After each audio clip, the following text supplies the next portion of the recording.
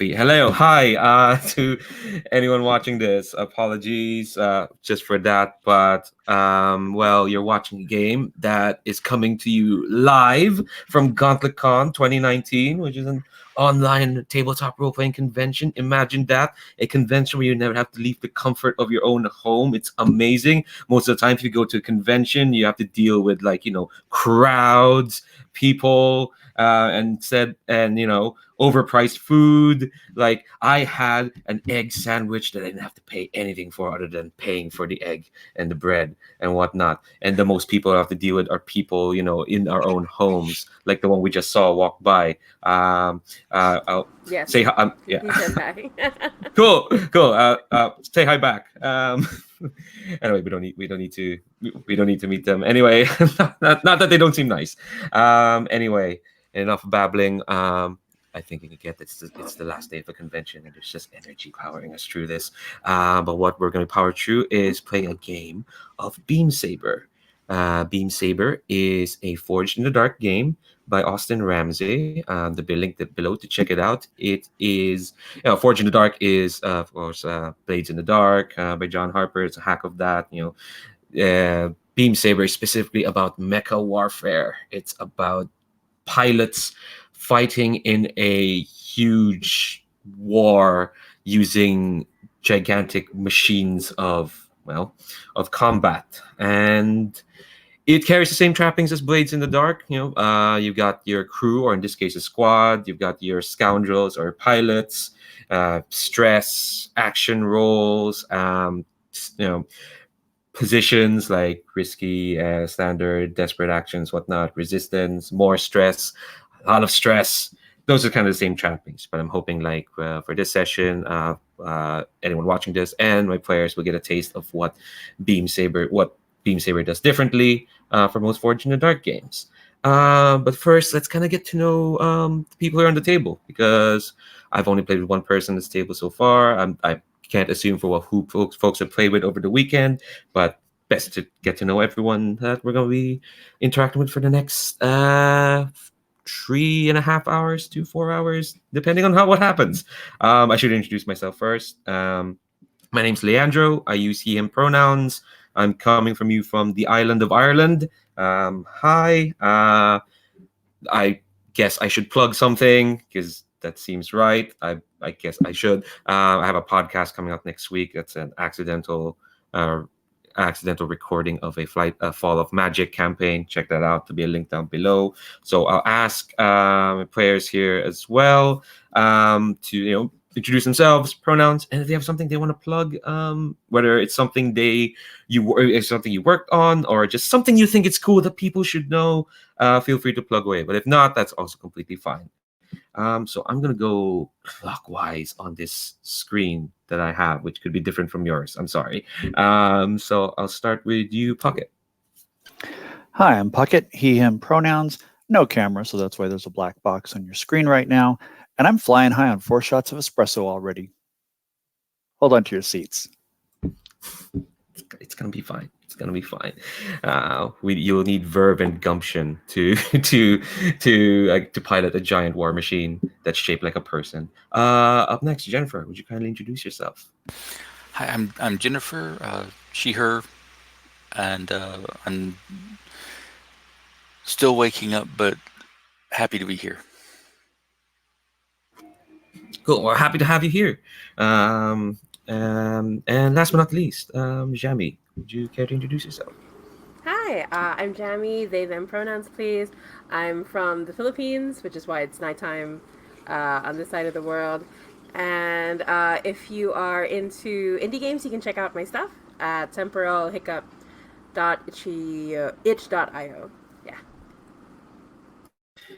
And anything that's plugged there, I'll have a link down below for that as well. Definitely check all this stuff out. I did buy one of Jamie's games, and I would say right now I had signed up for one of your games on Thursday, but I had to drop out. It would be nice, but some other time. Cool. So before I get into the game itself, and I'll talk you through like character creation and kind of like set the scene of what the setting is, because I don't think I did that at all in any of the failed emails I've sent.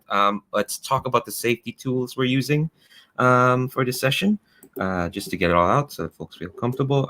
First thing I want to point out are the lines and veils. Just to reiterate, lines are things that won't be crossed. It just won't show up in the fiction at all. They're off the table. Veils are things that can happen in fiction, but like we're not going to concentrate on it. Like we'll fast forward over it, or it happens off screen, or we're just going to linger at it, like a sentence or two. That should be fine.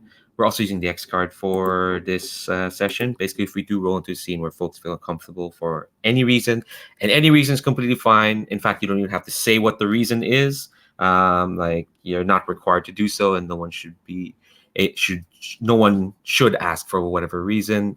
And it could be anything, like a name or a situation or an act that's happening in fiction, so to speak. You can say you want to X card that either on the chat or on the video. You'll make the symbol on the video, or on the dice roller there's a button for the X card.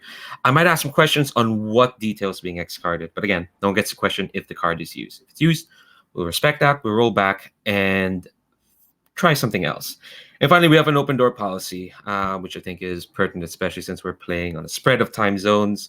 Open door means that at any point, if you feel the need to step away from the table, whether it's because there's an emergency you need to take care of, or you're more tired than you thought and you need to like lie down, or you do what I always do, which is drink more than half your coffee before the game has even started and nature takes its course, we can pause the game at any time. And at any time, and Pocket knows I've used this spiel before, but like if we're in the middle of like, I don't know, a giant mechanical crab has trained its 5 railguns at you, which is honestly 4 too many railguns, and has trained it on your person, and like right before you make the crucial roll to see if you're gonna get hit by those railguns, someone's like, I need to go to pee, I'm sorry, can we pause this? We will pause it anytime we can pause the game to make sure folks feel comfortable. All right, cool. So that's our safety tools. Let me go back to Beam Saber. So, like I mentioned, Beam Saber is basically a Forge and Dark game about mecha warfare. Its main touchstones is Gundam is the main one, specifically the 08 MS team, which is basically what if Gundam but the Vietnam War. So it's a jungle warfare. So it's about a crew, a squad of pilots, like, and trying to like just survive in this big faction spanning war that's honestly a bit too big for them. So it's just about making sure they stay alive and maybe on the off chance change the world. Maybe. But unfortunately, that's a long-term thing that we can't do in a one-shot. I'm sorry. So what we're going to do is we're going to go to character creation. I'll say right now, like there's like factions and stuff in the Beam Saber general setting. But again, they mostly do with like campaign play. If there's questions on exactly what the factions are, you can ask those. The main thing is that there are 5 main factions usually in a Beam Saber campaign, and any other squad, which is the equivalent to a typical Blades in the Dark faction, any other squad will be under those 5 factions. And there are 5 types of factions. There's the autocracy, which is usually... Oops, sorry, my internet went kablooey there for a moment. The autocracy, which is like a faction that's kind of like ruled over by a single ruler or dictator. There's a democracy, which is, as it says in the tin. There's a corporatocracy, which is a group, which is like a faction run by corporations, boards, CEOs, whatnot. There's an oligarchy, in which power is concentrated on a select few, like noblemen or cryptocracy groups or secret organizations. And there's a theocracy, which is where religion is the main use of control. That's the main thing. That's kind of like the broad strokes of what a Beam Saber setting would be like. But again, since we're not doing campaign play, we're just going to be down on the ground. So there's a tab for pilot/vehicle creation on the character keeper, and the steps there are, I think, Pucket's already done their character, but I'm gonna give Jemmy and Jennifer time to like go through character creation, and if there's any questions, feel free to shout them out. I have is there any? questions, but I can wait if you want to like step through character creation because there were things I didn't quite understand in the instructions. Okay, cool. Yeah, we'll ask that after after like a few minutes. We'll let the other two like look through the step-by-step process. But if Mhm. anyone has questions of like, do you want a firmer idea of the setting or what we're doing today or what the mission is, I can give you that for sure. If you have any questions or like, what the hell is all this stuff on the character sheet mean? That's perfectly valid as well. Like, what the hell are drives? Why is the rival name? Why is the rival section so big? What's up with that? I mean, any questions about the sheet and how they're gonna and how they do they're all out in the open. The one thing you probably noticed that's different from typical Blades in the Dark game is like there are a shit ton more action ratings. There is a lot of them. Oh, I'm gonna post a link to the pilot sheets from the folder in the chat, just so like you'll have a look and see what the playbooks are. And I will say it's perfectly fine to double up on playbooks. This isn't like PBTA where it's like there's only one wizard for some reason. Here you can totally double up, and every playbook has like a chance to do the veteran ability, which basically means you can take an ability from another playbook. So right now, again, because we're only doing one shot. If you're looking for abilities, I'd advise to pick abilities that don't have anything to do with downtime, because unless this mission goes really well and I can take you to a tour of what downtime looks like, there might be a chance that there's more than likely we won't be able to make it to downtime. So let's say pick abilities that you want to see out in the open. So I'll give you a few minutes to look through the playbooks, see what interests you. Yeah, I'm actually I'm super interested in either the empath or one of the more social playbooks. Okay. I'll say as well, like, even though I just said like, pick abilities that'll be good in the mission, whatever playbooks y'all pick, I will try to like tailor the mission to make sure your whatever abilities you pick or playbooks you pick will get a chance to shine. So if you want a social playbook, then I will, because the nice thing with Beam Saber missions, they're open-ended enough that most all playbooks should be able to do those missions and shine. But so don't worry about like, say, you pick the empath and all we're gonna do is like, I don't know, chase mechanical birds that don't like to talk to you and don't feel anything. That's not gonna happen. Okay, cool. Yeah, because like I'm coming from the Forged in the Dark. Like when I played Blades last year, we went on I remember it was like a zombie demon kind of mission. But I played a character who was really good at talking, and all he did was distract the demon and talk them to death while everybody else focused on the mission. So ever since then, I really like playing the more charismatic, talky characters in Forged in the Dark, just to play with that. Nice.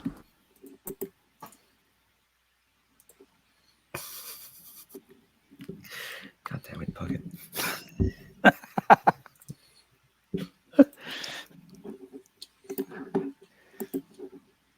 So while you're looking through them, I'm gonna link the live stream, and as is typical now, I'm linking the live stream in the middle of character creation when no one's talking.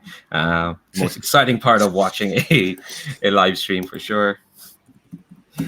That's no knock on you. That's on me. So. I think I'm going to go with Infiltrator.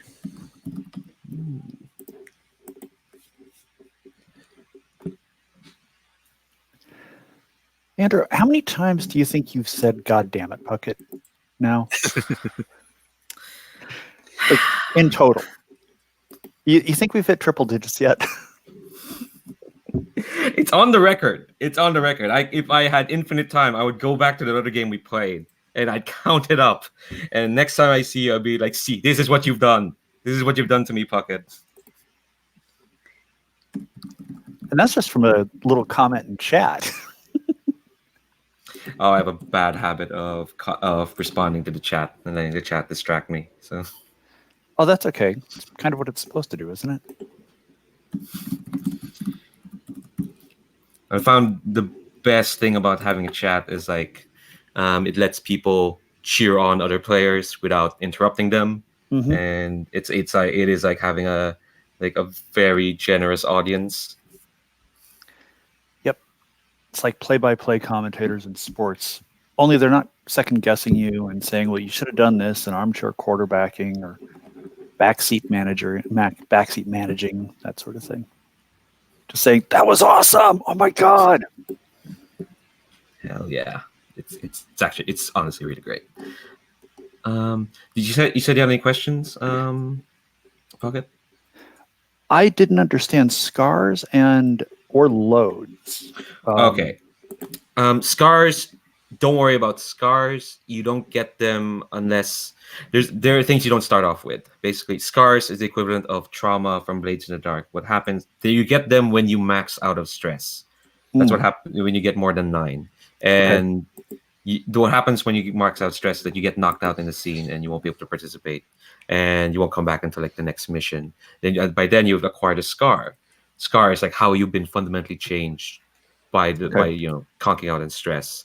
And if you accumulate 4 scars, then that means you're out of the game. Your character's just like gone. So we're not gonna see that today. So it's unlikely we'll even see a scar.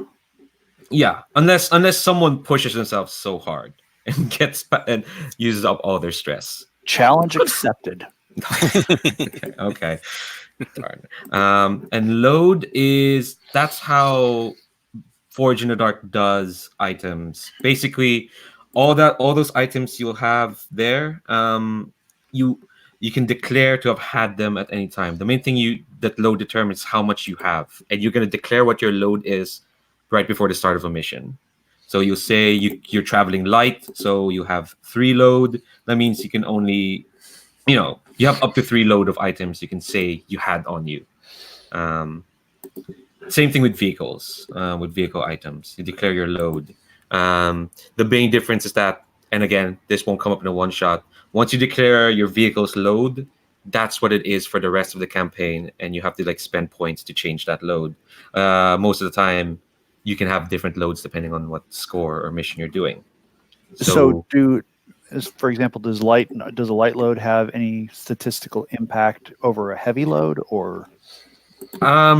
It depends on the mission you're going. So heavy load means you look kitted out. You look like you're ready for something. You're so obviously armed and dangerous.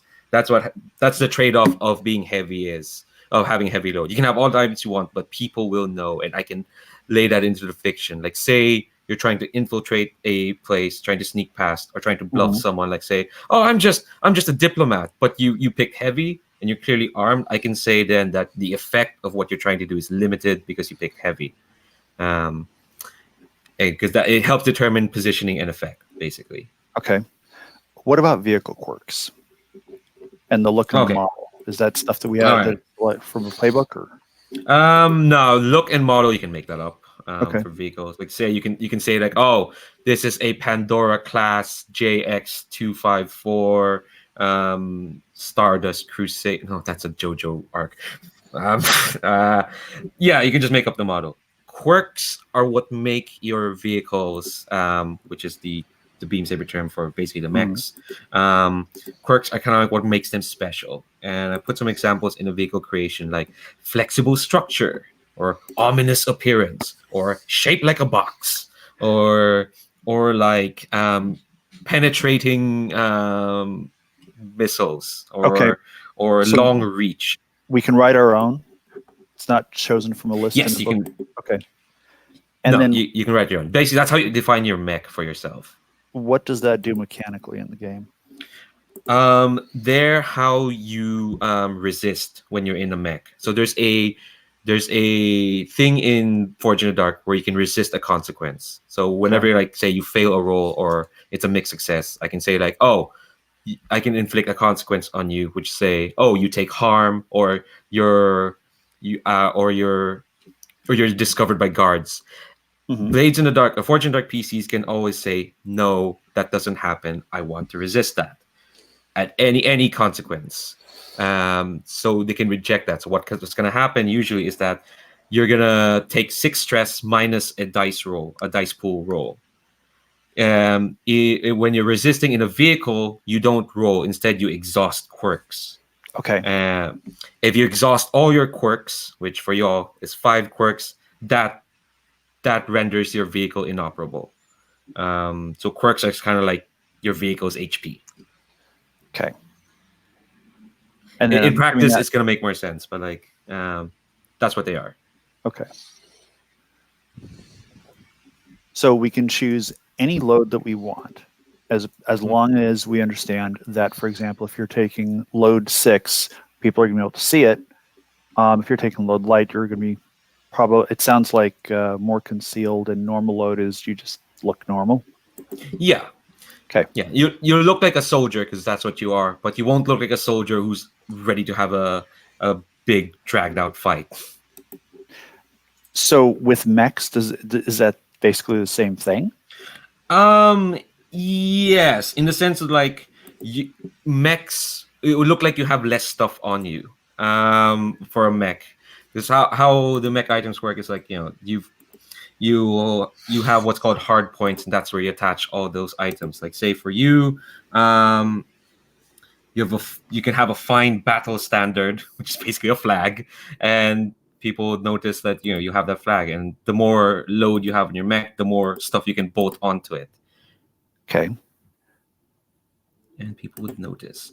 Also, the stuff that pops up are just like, those are the stuff that pops up when you pick the playbook. Those are the items that are exclusive to you, but everyone has access to like a generic pool of items. There's a tab in the character keeper called reference/gear that should explain what those generic items do. But at any point you can declare you had those items in the mission. Gotcha.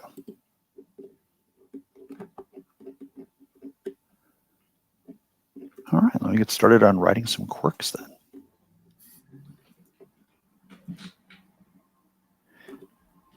I think one of them would be squirrely.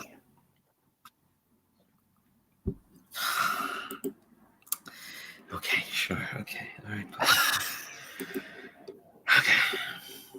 You just like doing this to me, don't you, Bucket? It is one of my few joys in life. You need to find more joys in life.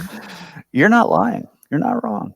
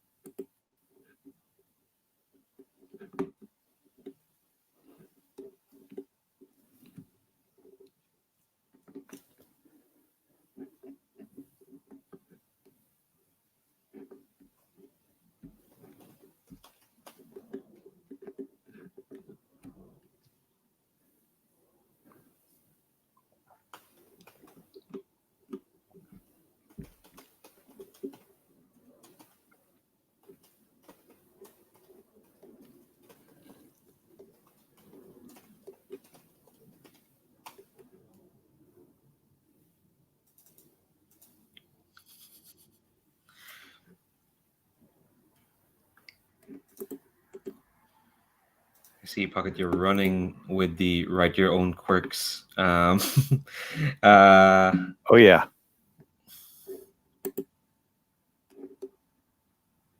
I was thinking about creating a quirk called Leandro's Folly, but quirks are meant to be helpful, or at least not helpful, but like make your. I guess yeah, it will make your. not trolling the GM.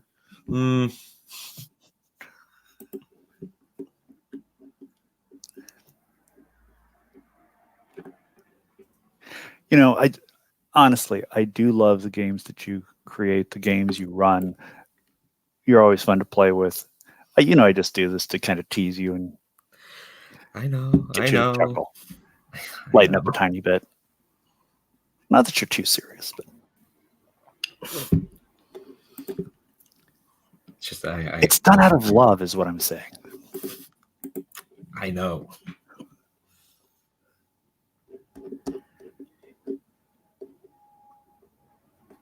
And then do we have to select the standard load before doing anything, or No. Okay. You select them during the mission. Okay. So say like for some reason during this mission you need like a holo projector or cargo space or a flamethrower. And the same Why- goes for our personal items and our personal load. Yes. Okay. And before you say why would you need a flamethrower, don't ask that question. You know I will find a use for one.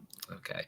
All right. Warning to other players, flamethrowers might show up, if only because.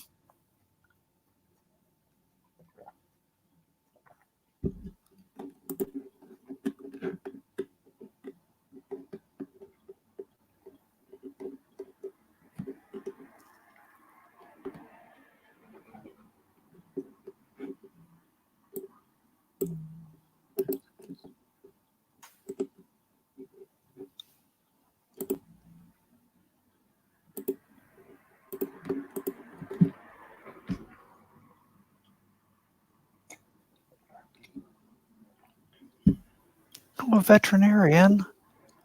Oh. Oh no.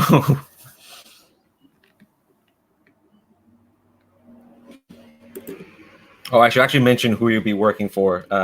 So that will help. Look at this mission created. You are working for the democracy faction. Don't worry. Good.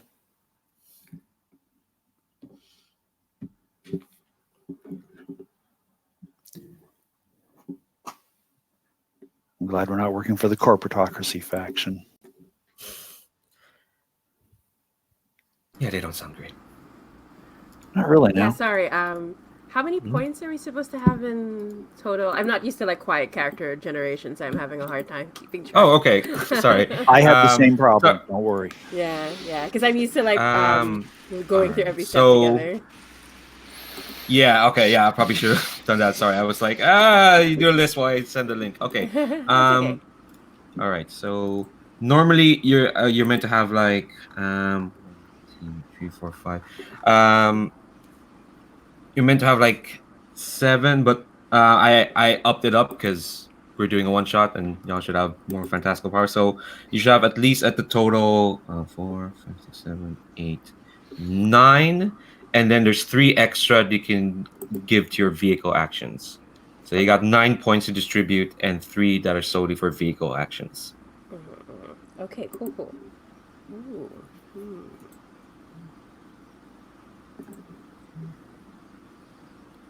But yeah, apologies that like I was just like, oh, look at that list and you just follow that list. I'm sorry. It's okay. Oh, is it still the same rule of nothing above 2 points, or? Yes. Actually, let me think about that because I messed up the math by giving you all more points to distribute. You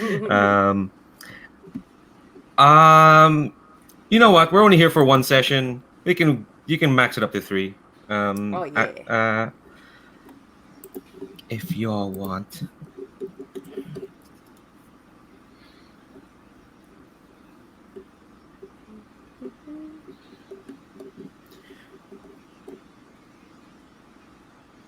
Oh, and I picked the squad that we're using. You're using the Mechanized Cavalry squad, which is described as roaring machine beasts. That doesn't mean you have to like have animal themed mechs. That's just how you perceive. One of the abilities that you're starting out is Fast and Furious. Each PC may add another dot. So actually, you have 10 dots to play with. You have one more dot to either maneuver, manipulate, or battle.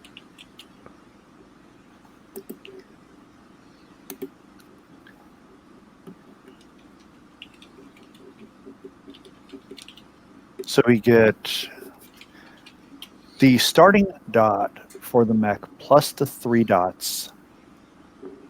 Or we start off with 3, so now we have a minimum of 4 dots in our mech pool.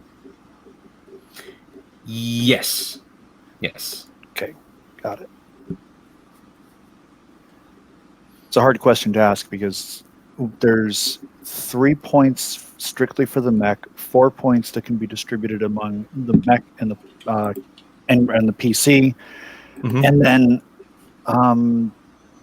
the tragedy and history. The opening and the history. Yeah, opening and history. So there's 2 more points that can go into the mech or the character pool. Yes. Is that correct? Yes. Plus the 3 in the character pool that you start with. Yes. So you got a lot going in, which is fine.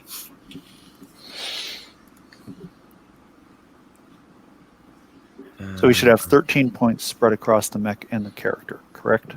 7, 8, 9, 10. Yes, 13 points. Okay.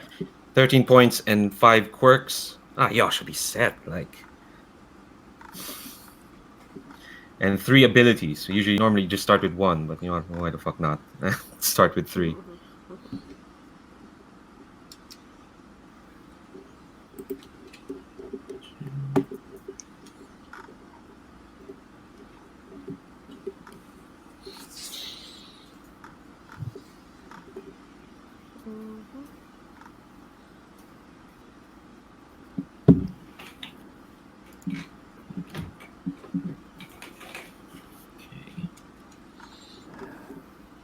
Again, if folks have questions of like what other things on the sheet, and it's fine, but I'll probably explain them as we go along. But for now, let's stream these characters. Loaded for Mega Bears. Jesus Christ.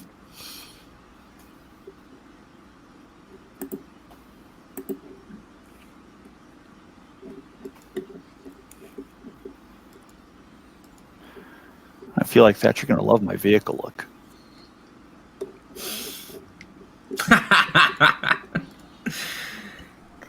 Wow. That's threatening.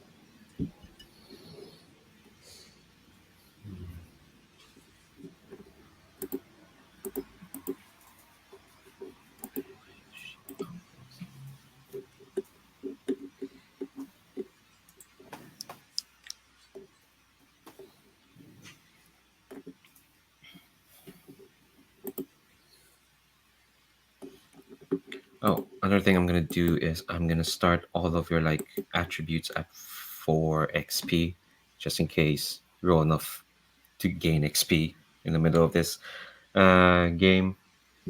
Just it might happen, it might not happen. So I'll do that. Click on this thing.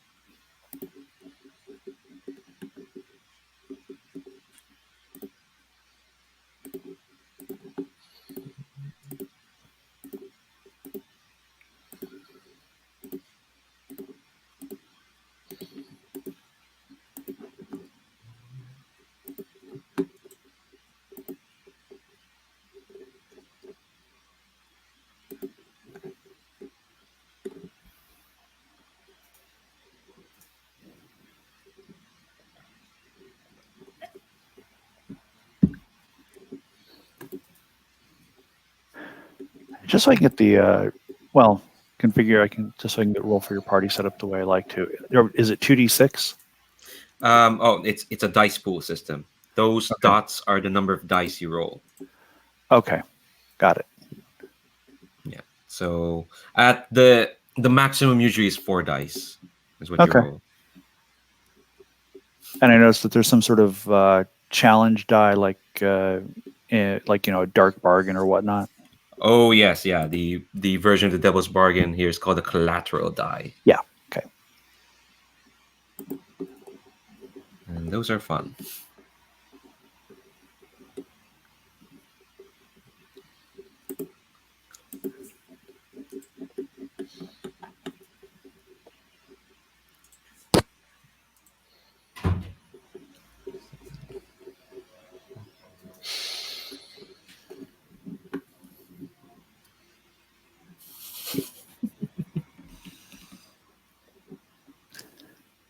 Whatever else I do today will not be as great as naming a mech after my cat.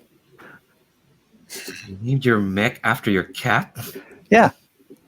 W1NK. Aw. That's cute.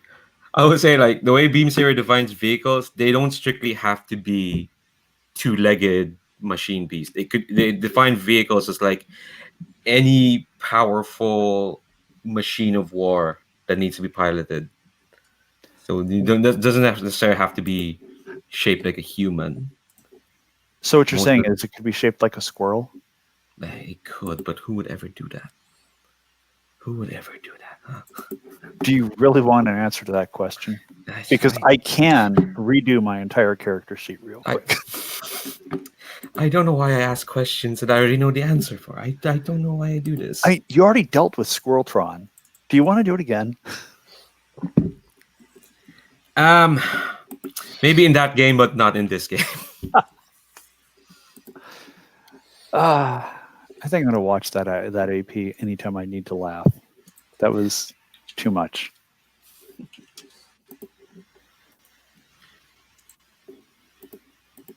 Check the connection sheet. That's working right. Yes.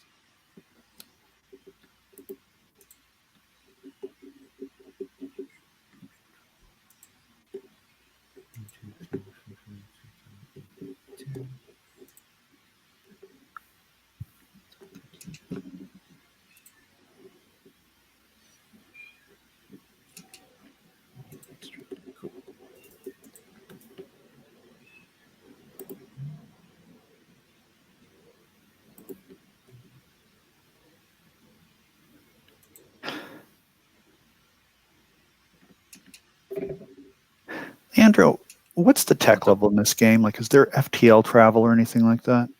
I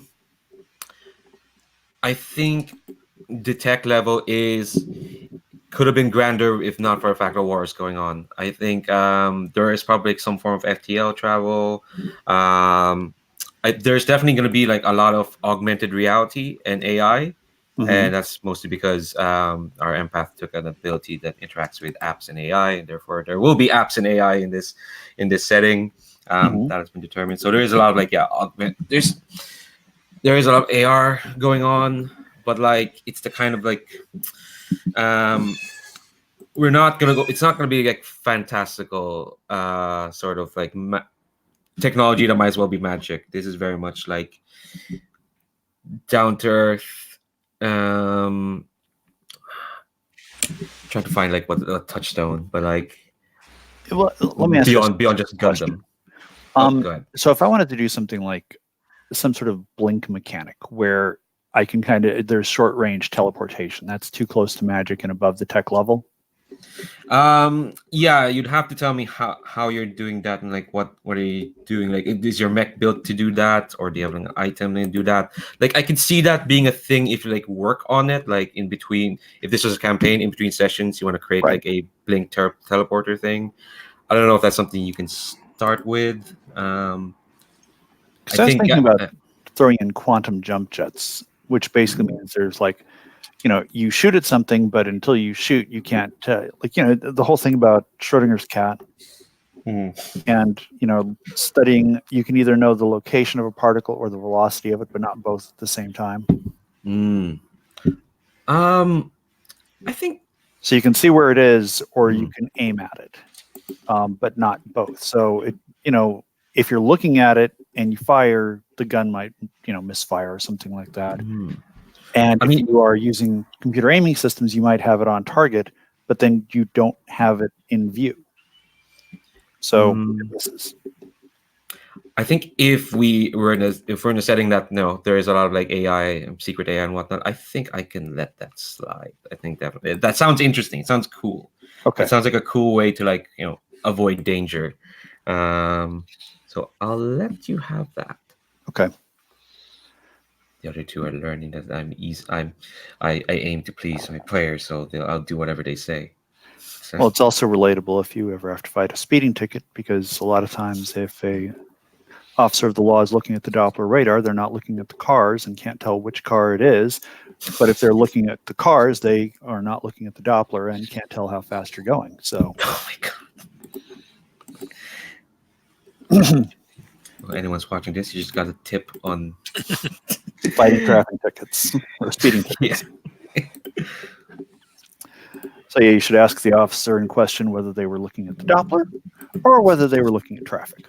Because if they were looking at traffic, all they have is a ballpark estimate of how fast you were going. Not that I know this because I have ever used this in court. You're just a wealth of information. We do need to know where that information comes from. I read a lot. Yeah.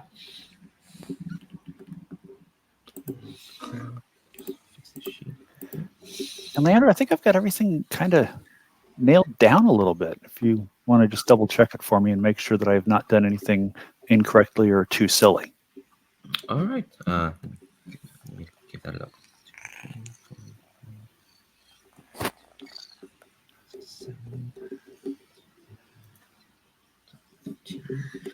And do I hear a cat purring? You do. Oh. Hi, kitty. A kitten trying to investigate my headset. My cats often try to talk into the headset either via purring or rubbing against it. So. No, don't bite that. No. Aww. It's not a string kitten. Yeah.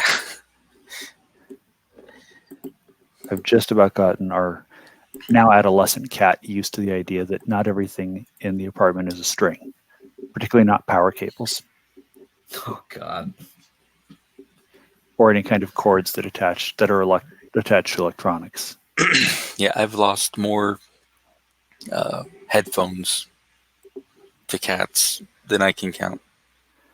I had a cat that used to chew through every single cable it could find, and the only thing that I ever found that it didn't deter it, but it protected the cables, was going to some sort of home improvement store and getting washing machine tubing, like the tubes to hold water that's going into a washing machine. You slice it down in the middle with an X-Acto blade and then wrap that around your cabling, and that should, in theory, protect it. That's clever. It was last resort. I mean, the cat didn't even respond to bitter apple. Looking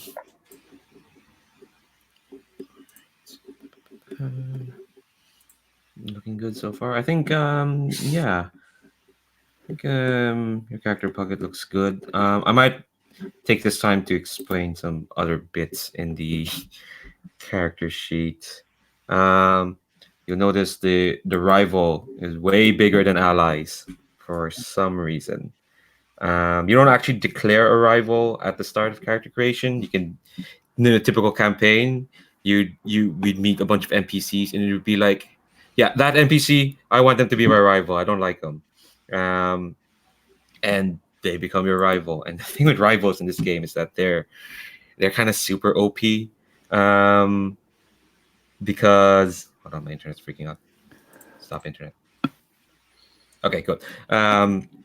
because you get that in anime and whatnot, where you always have your rivals, your Char Aznables, your Seto Kaibas, the recurring character who's there to push you along. So rivals in this game are super tough to beat. Every time they show up on the screen to annoy you, it's an 8-step clock to try and get rid of them. Yeah, exactly. Your Tetsuo v Kaneda sort of relationship.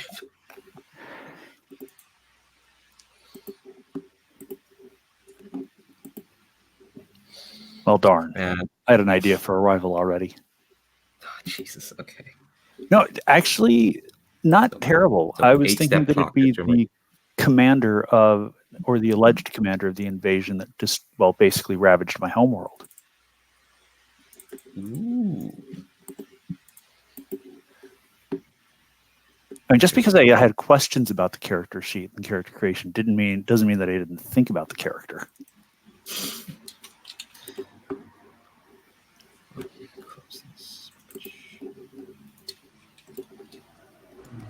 So for mecha quirks, do we just like make them up? Like, Yep. ooh, okay. Amanda's very generous about it. So, Well, that's Go how ham. it works. No, that's how it works. I'm not being generous. I'm just telling you you let how. me do quantum jump jets. Okay, all right. Like maybe that was being a bit generous. The way I see it is, we're only here for one session. Why not go ham? Why not make y'all feel powerful, and then I don't know, the everything else we'll see. We'll play to find out.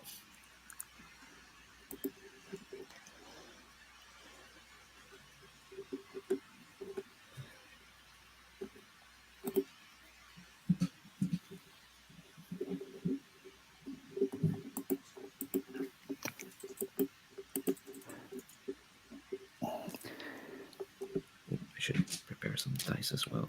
I actually get to roll some dice here every now and then. Actually, I have this an idea. Because like I played, gosh, this is a long time ago. Years ago, I played Death Watch, and there was something I remember, like the armor could have some sort of like fear aura, sort of like the idea was like the machinery is making this strange noise that sort of gets into like Ooh. like it's going Ooh, like along a certain subsonics or frequency. something? Yeah. So I'm trying to figure out like how to word it into a quirk, but the idea is like just to make it not OP. Like it has to be like within a certain range. They have to be close enough to sort of hopefully activate it. But I'm trying to figure out a name for it. Yeah, something short range, something or other. Subsonic, short range subsonic generator. Ooh, okay, sure. I will use that. Subsonic generator. Thanks. I mean, so you much. could take out the short range because it seems like Leander's going to let us get away with it.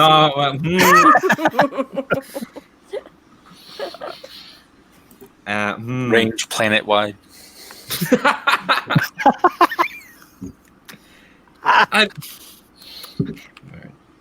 Okay. By the way, Leander, I've changed my mind. I want to play Odin's Son. What? What? No, we're not. This is not that game. We played the Kingdom Hearts game. That was Friday. We're doing something Oh, else. cute. I saw that glimpse, I think, on the server. Oh my god! Yeah, that game was a trip. Yeah, and I've a been half. wanting to play Insert to Show. How is it? Oh, I mean, I'm a Kingdom Hearts fan, so I'd love it. But like, yeah, what I love about it is that it's so simple. I think I have the book around here. Hold on. Ooh. It's a book, and it's 63 pages long. It's a quick read, because Nice. so like compared to say, okay, no, the Sprawl isn't the worst example because it's like what 200 and change. Yeah, 200 and change. If I had like the Band of Blades book, that's a better example. That's Ooh. 400 pages, and it's but honestly, even the Beam Saber PDF is a bit much. It's 334 pages, and you can tell there is a lot going on. And we're not even going to stuff like factions, drives. You get 3 downtime actions because there's just so Ooh. much going on. Normal Yeah, Blades has 2, but there's 3 here. Yeah, It's because technically you ridiculous. have your mech and everything. Yeah. Yeah, yeah, you Did have they way get, more action ratings. Oh, go ahead. I was going to say, did that get printed as a physical book, or is it only available as PDF? For now, like technically it's still in beta. I know Austin submitted the rules to Evil Hat, um, publishers of Blades, semi recently, so they're having a look through it. It is quite hefty. There's some stuff I really love that it does compared to normal Blades. Like, it doesn't have coin. You don't earn cash. Instead, what you have are, if you've seen this character sheet, there's this thing called drive. Drive. Basically, it's like your character's long-term goal. Like, Mhm. I want to rebuild this orphanage, or I want to be a famous pop star, or I want to topple this government. It's a very long-term goal, and Mhm. oop, the internet's freaking out again.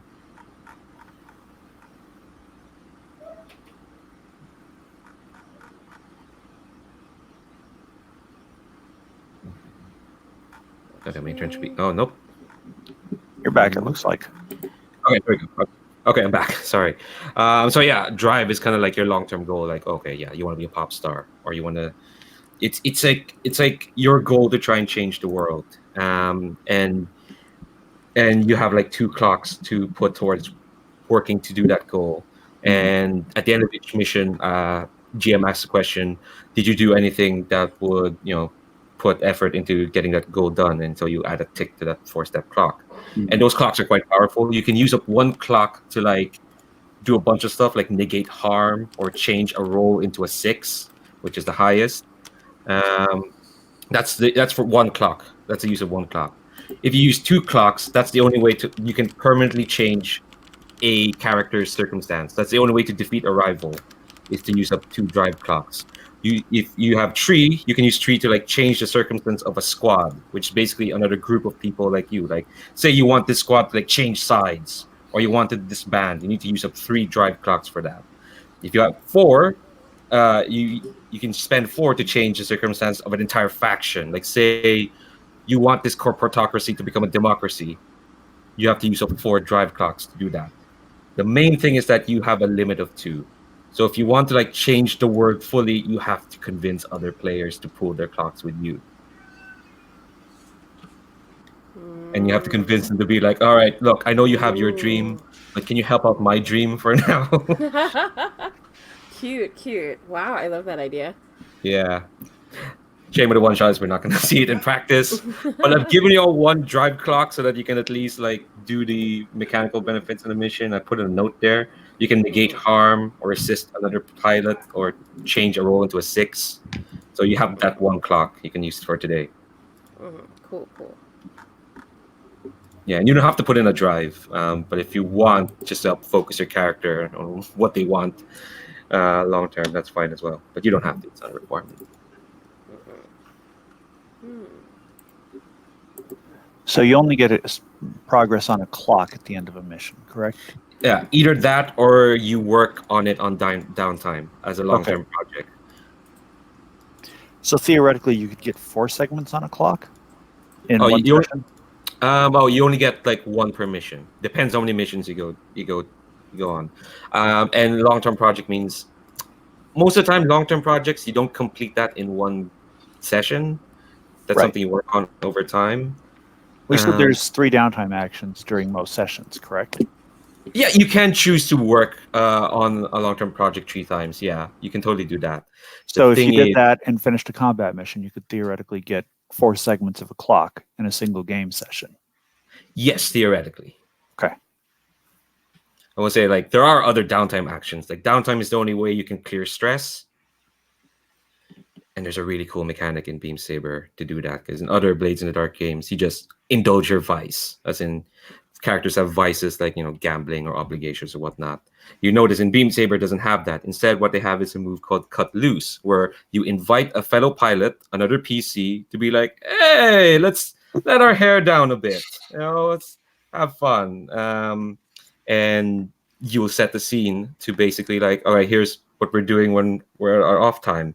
It's basically a mechanically enforced hang out with your other PCs sort of move if you want to get rid of stress, and you deepen your connection with them as well because you have connections and bonds with your PCs. I am suddenly seeing my character like Drax the Destroyer. I cannot let my hair down. I have no hair. God damn it.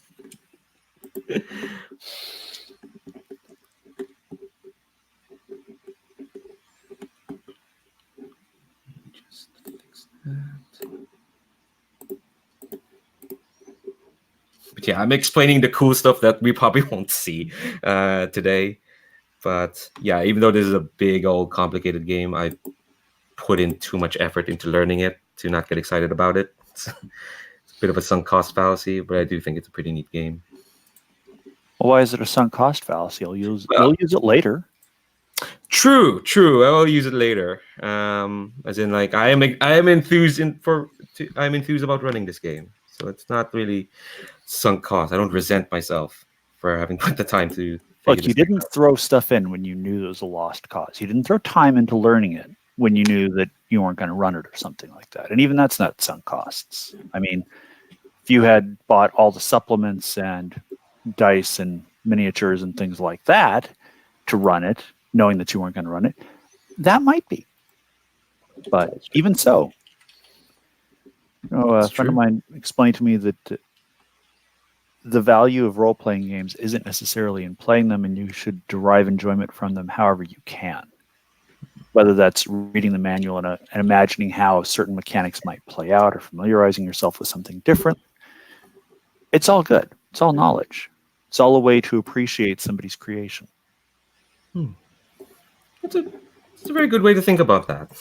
Thanks. You see, I Simon, don't ah. just tease you Oh, mercilessly. I know. Jamie, you had a question? Oh no, I was just gonna say that I'm worried that Jennifer and I might get a bit too similar with our mechs. I'm gonna wait for her to. I'll let her take the lead with the mech, and then I'll just fill out what's missing, what we could use. Yeah. How's that sound to you, Jennifer?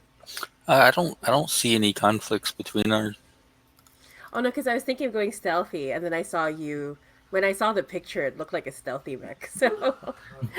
Yeah, So yeah, That but that's does look about it. stealthy. I am the infiltrator, so I figured it would be appropriate. Yeah, definitely. Yeah, I guess I'm just wondering how the mech can be like empathy but that's an interesting challenge. To make a mech empathetic. Drones. Unless it Lots of drones. I Oh like yeah, it. I couldn't resist. I'm also playing Lancer and I have a drone build and it's so much fun. So Lancer is. I should take some time to read that because that's one of those more than 200-page books, isn't Oh it? yeah. No, yeah, because like it has rules that are it's like fourth ed D&D but like beautifully streamlined. It's a lot. It's really a lot. Yeah. Yeah. There was a period in the Gauntlet where I, for some foolhardy reason, decided to run for 4 months in a row an in development mech game. So, the Beam Saber's one of them that I ran. There's a PBTA one I ran called Armor Austere, which is basically fantasy mechs. It's like what's the name of that TV show? Escaflowne, Visions of Escaflowne. It's like big giant knight mechs, and there's magic, and there are witches and Cool. whatnot. Which is very cool, but because it was still in development, there was like half the rules. It's not half the rules, but like a good chunk of the rules are still not there. So it's like, okay, all right, I'll figure this out for sure. The other one I ran was a game called Hilton Blade, which I think it is on the GauntletCon schedule. That's basically Evangelion. It's like so streamlined that if you want to just get to the feels. Like if the mechanical stuff about mechs and whatnot, you just want to get the thematics and not the okay heat sinks or whatever the hell they are. That's Hilton Blade for sure. Ooh, interesting. Okay. Yeah. I've been playing in the Hilton Blade game. Ooh, how are you finding it? It is a lot of fun. It's just like you said. It is super streamlined. It hits all of the beats you expect and want.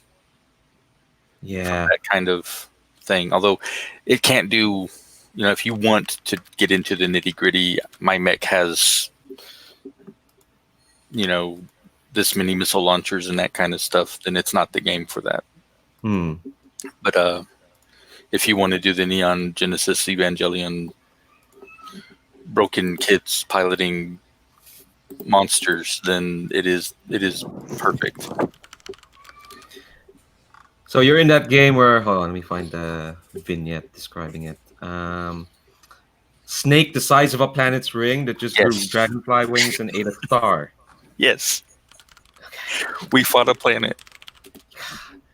That game's mechanic of every player creating the horrible thing that they're meant to fight is so much. It was. It's like when the GM Darren said, "Okay, so what is the first thing you notice about this thing?" One of the players goes, "It's the size of Saturn's rings." And the GM was just like, Well. okay. Yeah. Yeah, we got our butts kicked by that one. Oh no. I think that when I ran it, one of the players were constructing. It's like, okay, there's this dragonfly. There's wings are kind of like a star. It eats gravity, and the last player was like, and it has a human baby head. And I was like, what? And it's like, okay, all right, okay, sure. And it was eating gravity like a goldfish, so there was just like human head going up in space because everyone wanted to fight things in space. So why not? Yeah, the game's a lot. But we're not playing that game. We're playing this game. How are you all doing with the characters so far? I think I'm about done. I'm not sure about. I love playing Forge in the Dark, but I'm always worried about if I have the right number of skills or. All right, I think I'm pretty good though. I'm not 100% sure about my mech quirks, but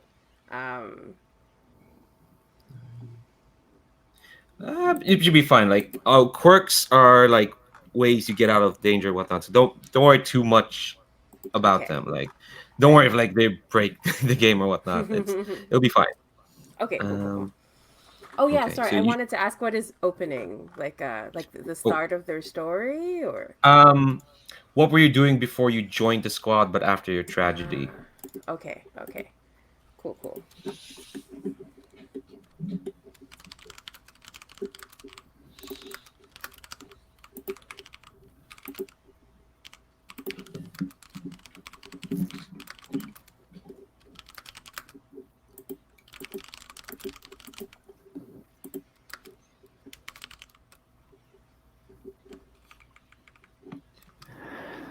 I'll be back in a couple of minutes. I have cats pestering me, and I think they probably want food early, so might as well get that done. Ooh, yeah.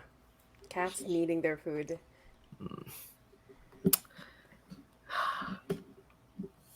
But yeah, I think I'm done. Yeah, you should have a minimum of 3 for the vehicle actions, like 3 dots there. So I think yours looks good.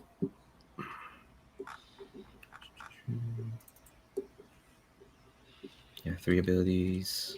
Okay. Small turn, click. Always the idea of stealthy mechs. Like, you built this giant human-shaped mech, but it'll be hard to spot. Yeah, super awesome.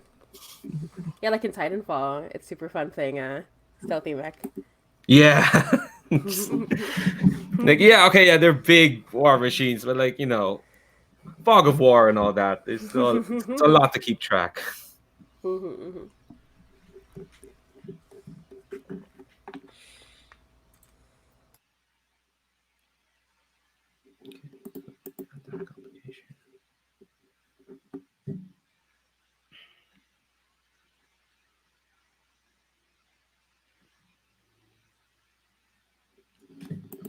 So I'm just looking at the mission we're running today. Just fiddling with some of the complications.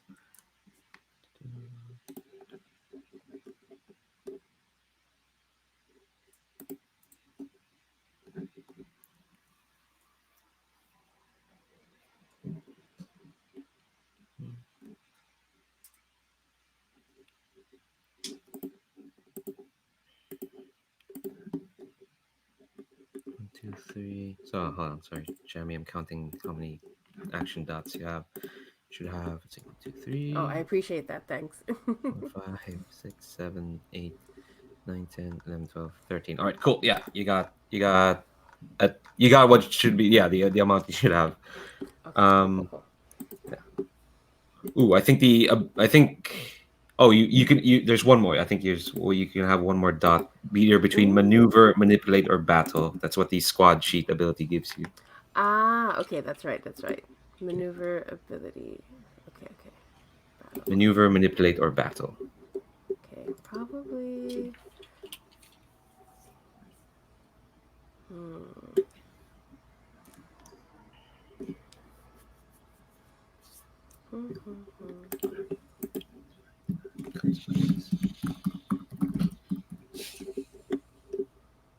Yeah, I'll have another manipulate, I think, just so that I don't overlap too much with everybody else.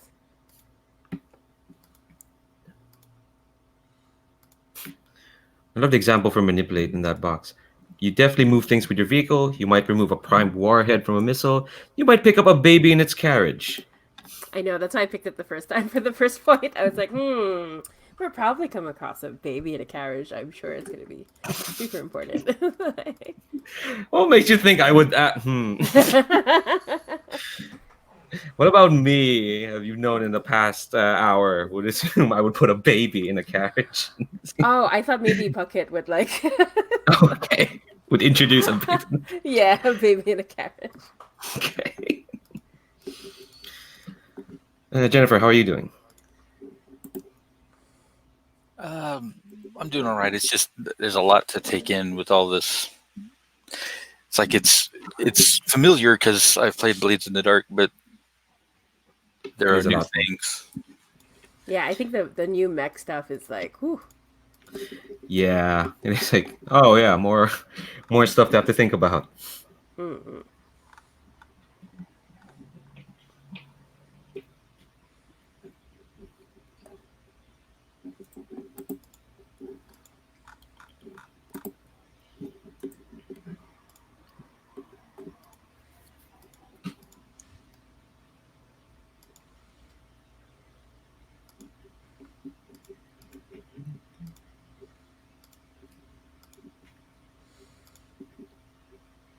Right.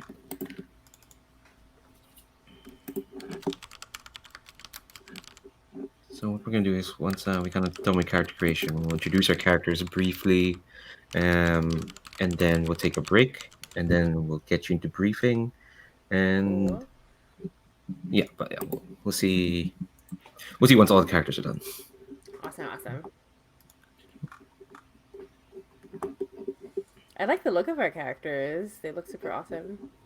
Yeah, very curious about our infiltrator. Look at that. Looks so mysterious.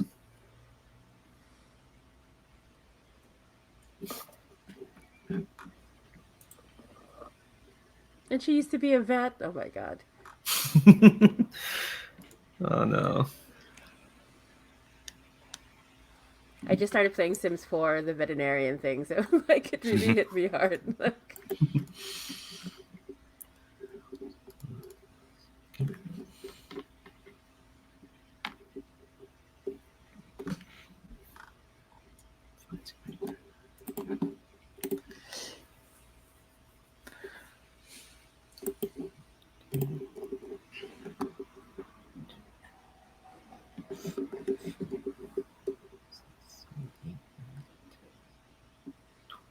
Okay.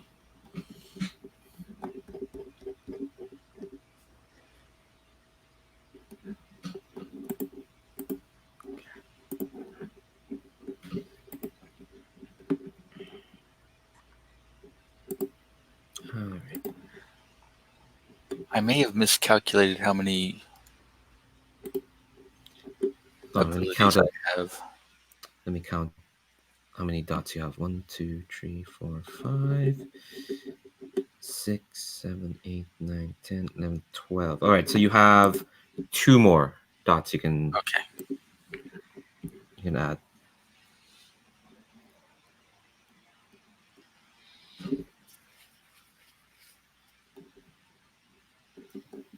So we have 14 dots total, or does the Yeah, it's 14 thanks to that squad ability that I forgot until like half an hour ago.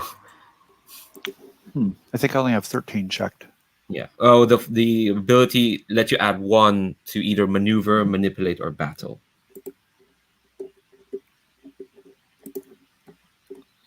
Because the mechanized cavalry is all about them mechs.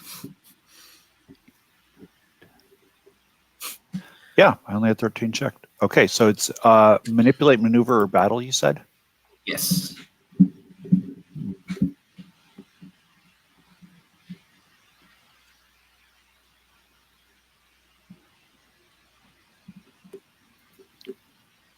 Got it. Thank you. Cool.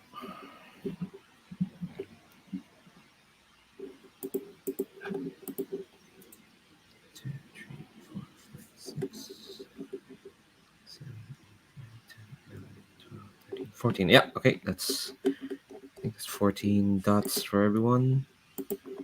Is there anything else? Ooh, vehicle names. No, I think. Is everyone done? I think so. Yeah, I think so too. Question mark. Yeah, quick look. Yeah, I think you're all done. You got your dots, you got your look, history, tragedy, opening. Yeah, I've counted it. 14 action dots. All right. So let's introduce our characters to each other. And we might we might do connections. I'll think about it. Let's introduce characters first, and then I'll introduce what connections are. So let's introduce them from left to right of the character keeper. So we'll start with you, Puckett. Tell us about Corvid Aster, which is such a Gundam name. Hey, I am nothing if not good at coming up with names for mech pilots. I'm not sure that's a marketable skill, but even so.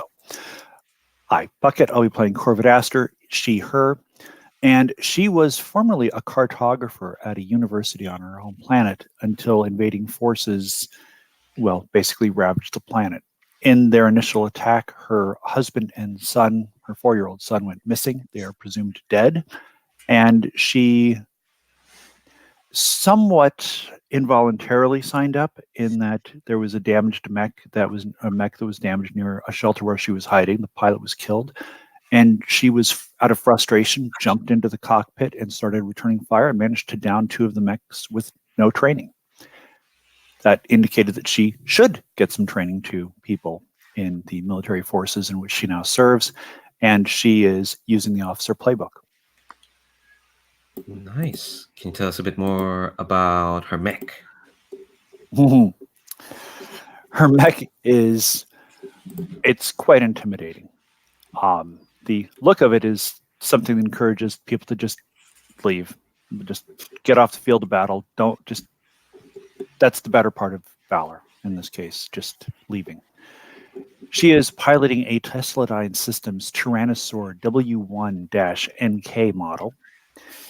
It has an intimidating presence. It is loaded for mecha bearers. It is unexpectedly nimble, has quantum jump jets, and makes people ask, how did you fit so many weapons on this thing? There are some quirks there. Gosh.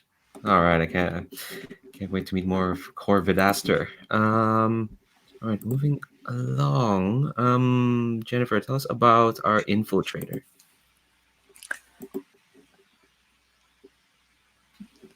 She's Alia Goddard. She was a veterinarian in a small rural township on a planet largely undeveloped. She was drafted into the armed forces and showed an aptitude for infiltration, despite her protests. So she kind of was always resisted her job until the war took her home from her. When she heard that her hometown had been destroyed utterly she kind of has since devoted herself entirely into being the infiltrator. Oh boy, not many friends in that job. Her previous squad was disbanded after suffering heavy casualties after a disastrous and foolhardy assault against an enemy fortress. Ouch. Tell us about your mech then. I don't have a model name yet. I just realized. That's fine. But it is a stealth model designed for. It's smaller, I imagine, than most mechs, and is fast. Has an array of spoofing and stealthy electronic gizmos, Nice. and is armed with a sniper rifle of some kind, I imagine. Yeah. I can't. Well, I say can't wait to see that in action. But if you're doing your job, we won't be able to see it in action. Ooh. Yeah, things will just explode. Yeah. Like no reason, and people are like, "Oh, were you there when things exploded?" And you're like, "No, of course not." Is there any evidence? No, of course not. Wasn't me. No, it wasn't me. No, it was some other stealthy person. Well, not that stealthy because no, but not me. I'm too stealthy. All right. Well, I can't wait to see. Well, I get. Oh, I was about to make the same joke. All right, moving on. Jamie, tell us about our empath. Okay, so our empath for this mission is 986-02-A. French just call her Niner. Her call sign is Dusk, and she looks like she's covered in rags. She's heavily augmented, haunted eyes, but a kind smile. She's obviously been they've obviously been through a lot, but they choose to remain open and trust others. And Niners was basically born into slavery. They don't know who their family was. They managed to escape, but they caught. They just know that somehow their memory was sacrificed in the process. I don't think Niner was an empath their whole life. I think it happened shortly before the escape. And right before all of this starts, and their tragedy. Niner was helped out by an AI, and they don't know if that AI still exists in some fashion. They just know that Twilight AI had to sacrifice themselves in order to make sure Niner got out. And Niner is currently helping to build a refugee community. That's why they're part of the war effort. There's some money to be had in working for different groups because Niner's dedicated to trying to get Second Chance off the ground. And so about the mech. Yeah. Oh, I was gonna move on to the mech. Sorry. Sure. No, it's okay. So the mech is a prototype. I'm thinking that it was something that Niner had to climb into and use to escape out of desperation, but Niner's not completely sure how it works either. It seems to. I have a feeling that the mech kind of fixes itself sometimes. Like it kind of like changes in between missions on its own without any input from Niner. So it has strange liquid movement, short-range subsonic generator, a lot of drones, and a creepy signal jammer. Like it sort of like creates this like horrific like kind of like snowy noise effect. And there's also a decoy generator. I'm not quite sure about the specifics of that one yet, but we can play to find out. Yeah. Yeah, there's a lot of space for how does one generate a decoy? Is that a hologram? Is that an emotional effect? Is that just a bunch of inflatable men, tube men? There's a lot of places it can go. So, Nice. But yeah, so that's basically what I have for Niner. All right. You know what? I think we have time to make connections. So, what I'm going to ask is that each character um, is going to have a belief about the other two characters. Then, obviously, this belief could be completely unfounded, but that's kind of like that belief of that you have of the other characters will be kind of like how you perceive them. Um, and you're all gonna get one tick on like your connection clock with each character. If you go to the connection sheet, you see I think all your names should already be there. If I set up the sheet right. So each column, because how connections work is that you build up your connections during downtime. That's why cut loose is with hanging out with other pilots. You build up your connections, and this determines how much stress you spend to assist pilots. If you have like 3 beliefs about a player, it costs 3 stress to help them out because it's more stressful to help out someone you're more connected to. But you get more benefits. That's the thing as well. So you spend 3 stress and you give them 3 benefits, like ignore harm, plus effect, and plus position. So there's reward for getting to know your fellow pilots, but it's also way more stressful. So I'll give you a moment to think about what you might believe of each other.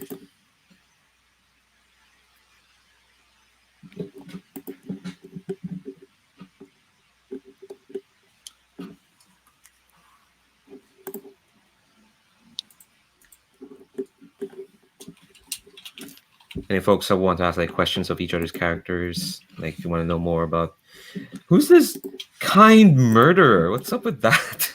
Oh, I just chose one of the. Of course, I went for the most interesting, like from the playbook. That's what I always go for. Um, but I'm thinking that he's the one in charge of Second Chance, also. Okay, is it really what happened in that playbook? Kind murder? I need to check. Yeah, that. it's really there. Yeah. Under the M5. Yeah. I didn't make that up. Okay, cool. Because I know the pilot sheets need a bit of updating because the rules for allies and rivals were changed at the start. It's like most fortunate like you name them at the start, but the rules are changed where like you can name them now in the middle of a campaign. Like for rivals, like I'm interested in having an entanglement with NPC. They're now my rival, and allies is I kind of like call in a contact so you can have more than one allies, more than one allies. um, so it's a bit different, but yeah, if you want to have an ally right at the start, you can do worse than a kind murderer, I guess. Yeah. Where are you seeing these because questions? Oh, you can. Oh, sorry. Say that again. I said, where are you seeing these questions? Questions for what? Wait, friends. Friends. Yes. Okay. Yeah. Now I get it. Because under My bad. empath, I had a fair painter, a brash musician, a kind murderer, or a tired athlete. So I went for the kind murderer. So, Because if that's an option, you have to take it.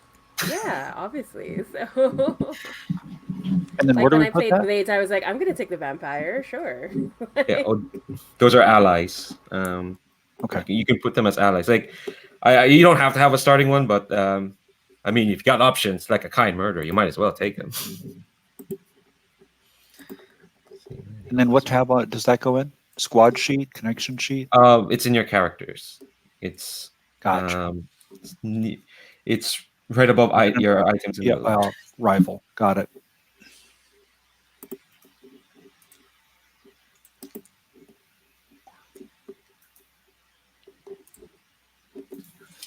Is there a limit on how many allies we can take at the start? I think you start with one, and then once per mission, you can declare a new one, and then we'll roll to see how your relationship with that ally is doing. Yeah, so you can have like a number of allies, or you can only have one rival. Yeah. And allies are good because you can go to them for help when you're like gathering information and setting up before a mission, or even during a mission, you can call on them for help, which is very nice. But yeah, do you have beliefs of each other? I'm ready to go with that. Ooh. Okay, all right. So Corvid, what do you believe of Alia or Niner? Is it Alia or Aaliyah? Aliyah. Aaliyah. Oh, Alia. I believe Aaliyah has talents that she hasn't recognized yet, or hasn't found, or hasn't realized yet that she has. Oh my gosh, a real mom. It's a real mom character. You have potential in you. I believe in you. All right, put that in and mark the tick next to it, next to that belief.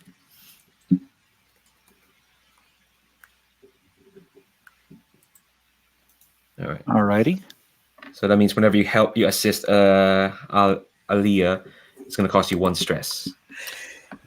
And then with Niner,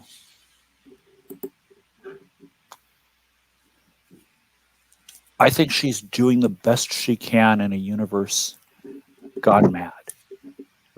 Oh, they use they them pronouns. There you go. I believe Niner is doing the best they can in a universe that has lost its way. Especially since I know about the refugee camp. Cool. All right.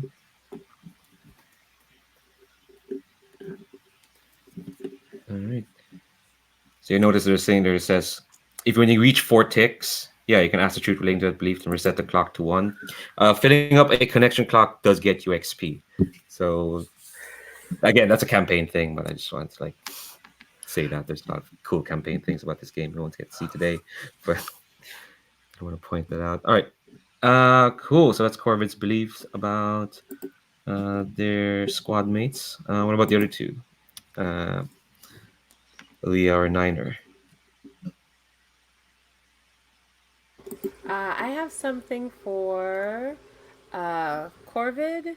I put here, I believe she needs to let others help her as much as she helps them, because she seems like a really independent, kind of proactive kind of person. Does that make But kind sense? of emotionally closed off. Right. Because she's so focused. On revenge. Yeah. Yeah.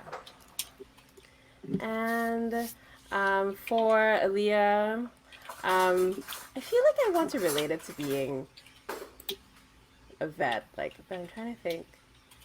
I want to put, I believe she should let me help her create a new clinic. I believe. Cool. You're right with that, Aaliyah? Yeah, maybe at second chance. Yeah, set up a new one for all them refugee cats and dogs. You see, I was wondering whether it was going to be animals or people, since, well, med school is usually the fallback for people who can't get into vet school. I wish I were kidding. All right. So that's another tick for Niner to Aaliyah. Speaking of Aaliyah, do you have any beliefs? I do. For Corvid Aster, I believe that she is a better squad commander than my previous one. She'd better be. Oh wow! It suddenly is followed with a threat. We need there was a sting at the tail of that. Yeah, real stepdaughter energy. And then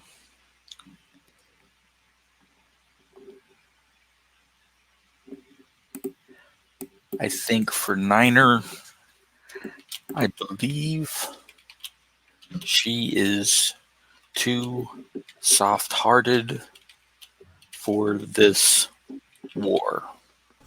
Yeah, absolutely valid. Aww. And I think I might add, like I used to be. Ooh, intense. Oh, Niners Day, by the way. Oh yeah. No worries. Sorry, I just wanted to make sure that that's out there. Thank you. Cool. All right. So we've got a squad. These, in any other circumstance, I wish I could meet them besides being in a war, but they must be pretty good mech pilots. Otherwise, why would they be here? All right. So what we're going to do is we're going to take a break. Let's get a good sizable 10 minutes because we did do a lot of like character generation. 10 minutes, and I'll plop you onto briefing with your direct superior, and we'll see these characters in action. And then, yeah, we'll see Beam Saber in action. So let's be back Woohoo. at, 47 past the hour. All right. Awesome, Uh, awesome. See Cool. how Hey that guys. In a bit.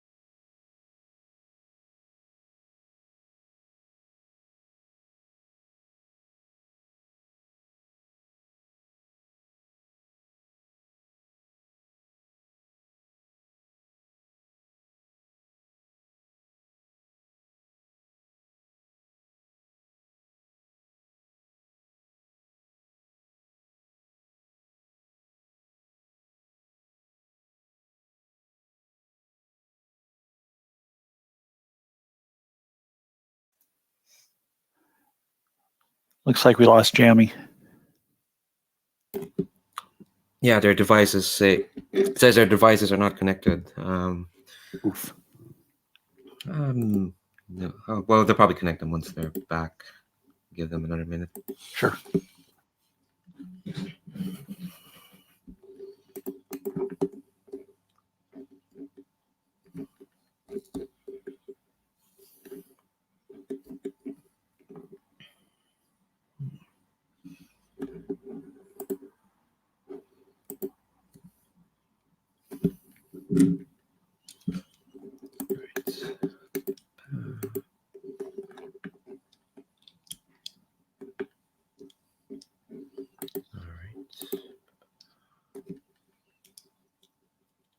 I'm just gonna roll some dice for no reason at all.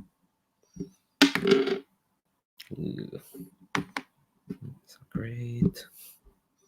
It's not too bad.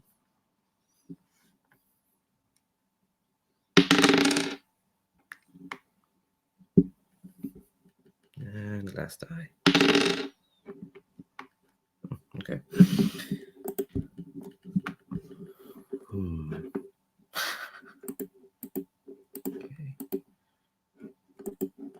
Okay.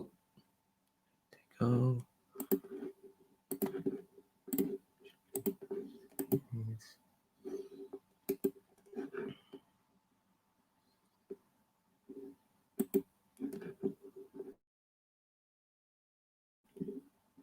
go. Sorry. Oh. Was having some tech difficulties, but we're okay. No worries. No worries.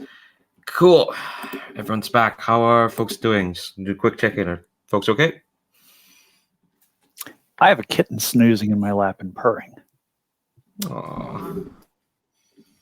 It's definitely the kind of energy to take into a game about war. Anyway, all right. So let's start with a bit of a summary. Your squad, whose name we've not determined, and I don't think we have the time to determine a name for your squad, is currently working for the Democratic Federated Systems. And I think we're just gonna open with the three of you at your squad briefing room, I'd say. So I kind of want to get 2 details from each character. I kind of want to know what's their demeanor like right before briefing, and actually, you know what? I'll save the other detail for later. So right now you're in the briefing room. It's like a long rectangular table full of maps and readouts and AR stuff, tablets in a tent. And when the camera cuts to each character, what's kind of demeanor and what are their thoughts as you've been summoned for another mission, same as it ever was. And anyone who's got an idea, feel free to jump in. I think my demeanor is all business. Probably more than a little terse, because every mission is an opportunity to get closer to the commander who wrecked my planet. That's fair. What about Aaliyah or Niner?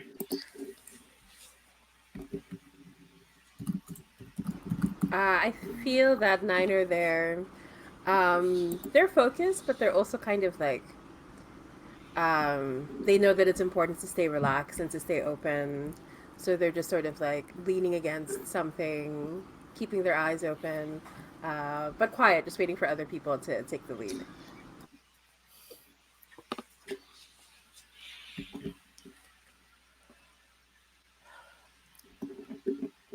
I think Aaliyah? Aaliyah is a fidgeter.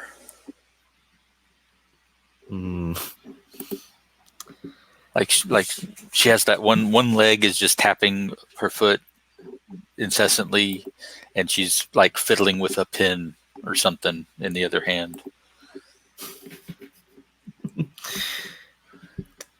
Lots of nervous energy.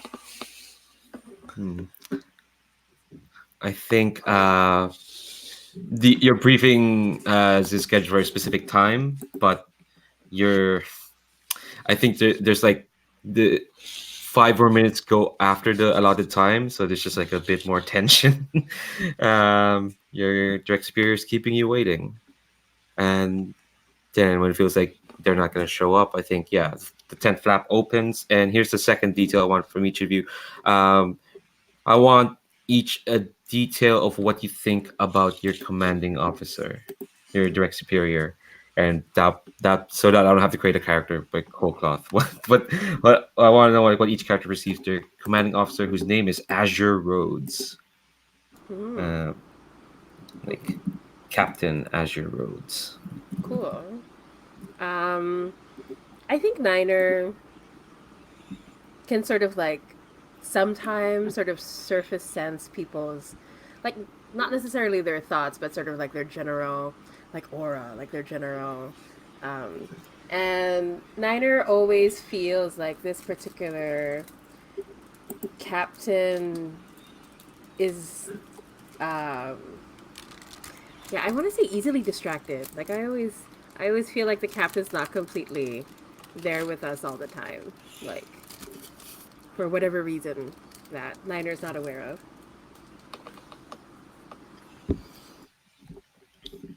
All right. How about Corvid earlier? How did he feel about their commanding officer? Well, I do know part of the reason why they're distracted. They were part of that disastrous defense on my home planet, and I think they have PTSD that's gone untreated because of it. Ooh, I was thinking PTSD actually. Mm. I mean, the defense, it was awful. I mean, not a lot of people survived it.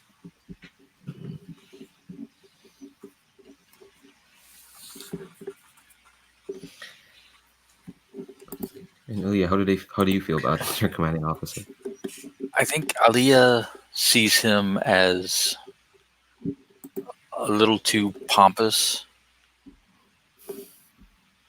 but this is just her perception of him because she doesn't know any of the backstory. She doesn't know that he's from the same planet as Corvid or any of that. She just sees a fluffed up. His uniform is always spotless, and he has no business telling us what to do, but he is the one in charge. Yeah. Sorry, I'm just seeing the chat there. Thanks, Bucket. Yeah. So Captain Azure Rhodes gonna strides in, and you can tell he's he's kind of like, he probably shouldn't be wearing his dress uniform, but he is. And he's kind of like fidgeting on some of the. There are not that many medals. It's like a 4. He's kind of fidgeting. He's carrying a tablet, and he just looks at the three of you who are probably already at ease, and he just kind of says, like, at ease, soldiers. I've got a simple mission for you all today, and I think he kind of smiles as if like that's a treat that he's giving you all. Yay! I think he nods at that as if like he doesn't get the immense amount of sarcasm behind that. Yay, probably. Well, that's the spirit. Anyway, and he plugs the tablet into like the table, and there's like a holographic display kind of comes out of the table, and you'll see it's a map of like the surrounding area, and I'm imagining the surrounding area is like probably a bit mountainousy, and he just says like, we've heard reports of a secretive package being transported by the Adamant Council of Nor. For those who know, that's the oligarchical faction. They're the ones run by select few of individuals. It's like in setting. A squad of theirs, the Hatchetmen, are transporting this package over land routes. So this mission is simple. Intercept the convoy, capture the package, don't let it fall into enemy hands. Seems reasonable enough. Stop them, get the package, don't let it fall into enemy hands. And I think he says it a third time. Right. We got you, Captain Rhodes. What's the package exactly? Are we allowed to know that? Well, you're allowed to know. the thing is, we don't know ourselves. All we know is that it's important enough that the Council of Nor is trying to transport it over land routes they don't normally traverse through because it's close to our front lines and whatnot. It's important enough that there there's an open window where we can take it for ourselves. Sir, is it possible that this is a decoy? If they haven't deployed an important squad of theirs like the Hatchet Men, well, it's a possibility. But we have reports that whatever it is, they're taking it with utmost security. And our front lines will be alerted in case of that this is a decoy. But we do need, if it were the case, then we do need this bait at least sprung. And that's your job.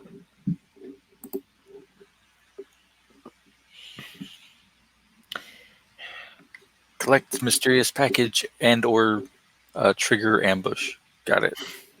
I think he Well, when you smiles put again. it like that, it doesn't sound great. I mean, it's Niner says. pretty simple. I mean, it seems relatively straightforward. Either we're being ambushed or not. So, I mean, I can work with that. See, I knew the three of you would be professionals about this. Again, he's missing all the sarcasm filling this tent. Anyway, so just to clarify your objectives, to retrieve the package. Secondary objective would be to ensure the package undamaged. Rules of engagement. This route that we're tracking does go through some civilian settlements. So as part of the rules of engagement, threatening or employing force against civilians is not allowed, along with firing upon or presenting as firing upon any clearly marked medical transport or facility. That's not how we do it here in the Democratic Federated Systems, but I'm sure the three of you are well aware of that. Do we anticipate that Op4 will be using the same rules of engagement? I think Aliyah laughs out loud very briefly before she stops herself. Op4 has made no indications so far. We know the Hatchetmen can often be trusted on to be noble. That's how the Council of Nor works. They have ideas of nobility, but it depends on just how important this package is to them, or if they are springing a trap on y'all. But intelligence is quite certain that there is something of import that they're tracking, that they're protecting and moving. So we don't know whether they will fire on civilian populations, but based on history, we assume that they are unlikely to do so. Is that correct? Exactly. All right. Precision weapon loadouts. Great. Any more questions? Why don't you ever put me on anything where I can use area effect weapons?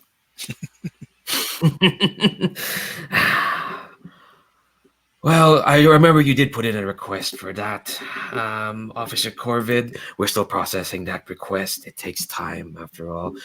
Bureaucracy can be a bit of a nightmare, but that's how we do things here. But don't worry, we did take that request you made, and we are processing it.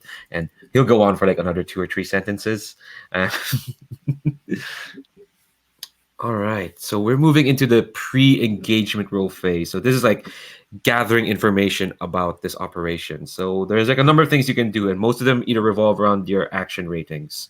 So you can gather information by talking to allies, or maybe surveying the route, or any number of things. I know some folks in a different Fortune of Dark game has like, oh, I'm gonna hack into things or whatnot. So I do want to know, how are folks preparing for this operation? Like, what info did they want to look up?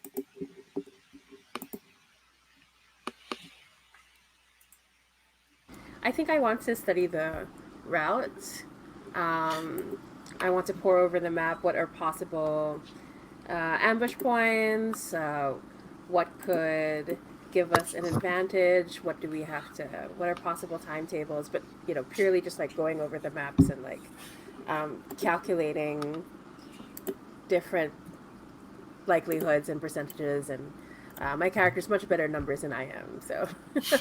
That's fair. All right. So this is going to be what's called a fortune roll. What that means is there's no risk. So you're just going to roll the dice. And it sounds like you're rolling your study. So it's Yeah. 3d6. I put the dice order room in the chat again. Okay. Just explain for those who have played Forged in the Dark. We're gonna try to aim for the highest. Right. And the The highest dice pool. die. Yeah. Okay, so 3d6. Okay. 5. Highest. 5. All right. So 5. You get good detail. And you can ask one follow-up question. So here's what you get about the route that the hatchetmen are taking. Even though it's definitely trying to throw off people by going through like the mountainous routes, but even then, up in the mountains, there's like a fairly sizable city. Well, not city. I think it's more of a sizable town, actually, not a city. Like a settlement, or? Yeah, it's a settlement. Sorry, I'm thinking of a specific city in the Philippines. Which No, one? it's not that big. I'm talking of Baguio City. Not like that. No. Oh, okay. So like smaller scale. Yeah, smaller scale, but yeah, up in the mountains. Like Sagada? It's like, so is it like between Sagada and Baguio? Yeah. Yes. Yeah. Okay. Sorry. Okay. Sorry to the non-Filipinos in Yeah. this call, but like, sorry. But yeah, like you have a tough time trying to find them through the mountain route. So your best bet would be sneaking or setting up an ambush in this city, which I should give a name. Sorry, I'm looking at the unofficial Beam Saber name generator. Just clicking around. There's an unofficial generator. How awesome! All right. It's called. The town is called Strega, and it's a town that's kind of like it's tried to keep it tried to keep away from the conflict, and that mostly involves kind of like letting any faction kind of go through, any squad go through. But so far successfully they've been able to like keep other factions from getting a toehold. Like you can totally like, but this scenario where the hatchetmen are coming through and your squad might be set up the ambush, it could get tricky, and there might need some convincing there, because that would mean they'll have to take a side, and I think part of this what you're studying is that it almost maybe like the hatchetmen are counting on that. Oh, yikes! Yeah. So I get one follow-up question. Yes. I'm like thinking based off the maps. I guess what I want to try to figure out though is like, is it possible to try to get to an ally before the hatchetmen do? Like trying to, but I'm not sure how they would show up on the maps or something. So I'm open to like asking a different question instead. Okay. So I want to know what exactly you mean, how to get to an ally before they. Right, because so the hatchetmen are like hoping or counting on Strega taking a side. So it must mean that they think that they have someone on their side. They have something like. So I'm like trying to figure out how Maybe if we get I there get first. to that. Yeah, right. Like if I could convince them instead. Yes, I think definitely. Because we're going to get to engagement role. There is definitely someone. I think you can talk to the mayor of this town. I think there's a town council, and you'll have to talk to the council. I say mayor now. I'm changing my mind because mayor's boring. Council president, the town council president, and their name is. God, there's some ridiculous names in this name generator. Chocolate Asbestos. That's not a name. No offense to anyone, Chocolate asbestos out there. Also, yeah, that's a horrible combination in terms Yum. of taste, isn't it? Okay, all right. Feel the lacerations. All right, okay. Here's their name. Their name is Eliza Pandemonium. Ooh, okay. I can roll with that, Eliza. Oh, and here's another thing as well. I'll give it to you because I'm being nice. I know you just rolled a 5, and I probably shouldn't give this to you, but they are. I think if you give this information to like maybe like to your squad mates, I think you'd recognize that name as someone who you used to work with in a previous squad. Used to work with in a previous. I can say like to justify the 5, like we didn't part on good terms. Like it's a little Ye- tense there, Yeah, so it's still a 5. yeah. Like I Thanks very like much. like I see the name and I'm like, uh oh. All right. All right, cool. So, all right, that's Yeah, your I think that's it for my engagement role. Yeah. cool. What about Alia Corvid? What are you doing to prepare for this mission? I want to study all known records on the hatchetmen. Ooh, how are you doing that? Well, I'm using study, and I'm pulling. Basically, I head to the command tent. I talk to a couple of low-level aides who can give me access to a couple of databases that ordinarily I wouldn't have access to. But these aides, they kind of owe me because we went out drinking, and they drank quite a bit more than they should have, and they probably told me a few things they shouldn't have, and I didn't tell anybody about it. So they're probably a little scared that I might at some point change my mind about it. So until then, I can get favors for them. Cool. Yeah, that could be a study. I could also see this as being a consort, because consort is about mingling and talking to allies or acquaintances for resources or info. I mean, you still just be rolling the 1 die. Yeah. So either way, I guess, yeah. You roll Although 1d6. I might be willing to accept what is it? A consequence or a collateral die. yes. Ooh, yeah. Okay, so we're still in like pre-mission, so this is like pre-engagement role. But absolutely, I can inflict a complication if you want. If you want an extra die. That would give me what, 3? Oh no. Well. Let's see. You're rolling either study or consort, right? You can only Right. roll 1. Okay. So the collateral would give me 2 dice. Yes. Oh, I said yeah. You get an extra die from the collateral, so you'd be rolling 2 dice overall. Any chance I could use command to do it?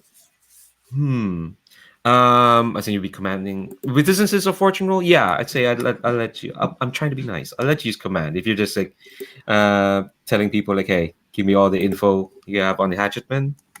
Well, I mean, because I do have a need for it, and well, I didn't snitch him out, so. Okay, all right. I'll let you And have then that. I'll roll the collateral die as well. Okay, all right. So first, I have to present to you what the complication would be. Sure. I think the complication, and again, you can choose to accept this or not, is that because let's see, let me think about it. Let me look at the possible consequences you can have happen. There is a list of like consequences that could happen to folks. I think what would happen. Okay, here's the complication. If you fail this roll, I don't know how you'd know it, but you'd know that there any informants that the Council of Nor might have within your army or in your place, they would know that someone's been asking questions about the hatchetmen, and they might have some forewarning. So that's and that's only if the roll fails. That's the complication. So you're gonna take that die? I believe I will. You've got a good chance. 3d6. It's what could possibly go wrong? Yeah, what could possibly go wrong? 2 1s and a 6. Okay, well there you go. That extra 1 helps. Yeah. Because a 1 would have been super bad. Although probably no. Anyway, maybe the 6 was just a 1. Maybe. But yeah, no, on the 6 you get great details. You want to know about the hatchetmen. Yes. All right. So, here's what you kind of get from the people kind of like in the know. They are relatively new sort of squad. In fact, they're in mechanical terms, they're a tier 1 squad, which is kind of the same as you. So you're evenly matched up. They are basically like an intelligence squadron. They're used to handle like, you know, delicate matters like moving packages that are secretive and whatnot. They're recently amalgamated from like a bunch of different like squadrons. They're a new program where like, oh, we're taking the best of the best, that sort of thing. But so they have some highly trained like pilots and people, but you can tell that they're fairly new, so they've not had the team cohesion yet. So 6 will get you 2 follow-up questions, but I'll give you an extra thing because the 6, they have a very familiar commander. Their name is very familiar to you.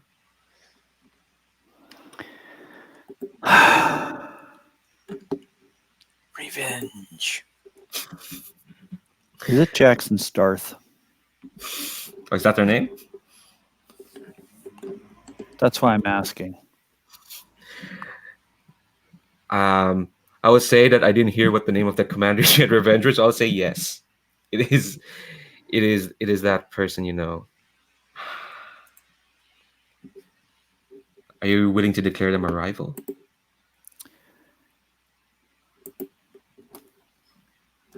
So much for their claims of nobility, considering that he ordered mech platoons to fire on unarmed civilians. Yeah, he's something of a rival. And by rival, I mean less someone that I'm in competition with and more someone whose head needs a bullet in it. That's fair. Deadly Pretty enemy. The enemy. Yeah. You've got You say rival, I say target. Yeah, that accurate? That's a good squad mate. Alrighty, so I've got 2 questions to ask, huh? Mhm. What kind of mech loadout do they normally go with? Light mechs, medium mechs, heavy mechs, mix? Super heavy.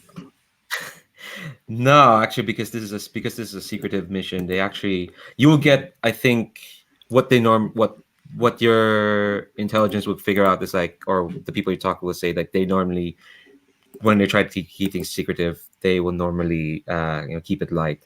And if it's a secretive one, it's a light escort. In fact, it's almost guaranteed the most they'll have are 2 AWVs, which are armored walking vehicles, and they're noticeable because they walk and whatnot. But the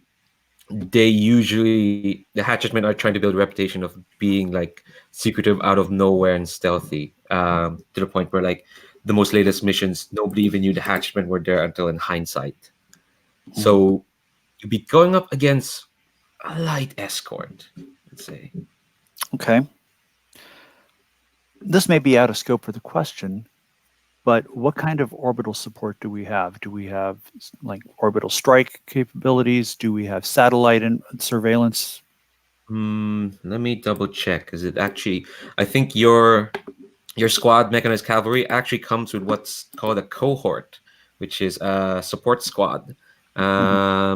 Let's see, you have a fire team with you, but they're the rover type, which means they're transport. You have extra wheels. You have a bunch of trucks or troop transports you can command. No orbital support, unfortunately. So good. Trucks and APCs, basically. Yes. Okay. And you said 2 questions. I think that's 2 questions, isn't it? I do want to know how Corvid is feeling about finding out about Jackson Stars.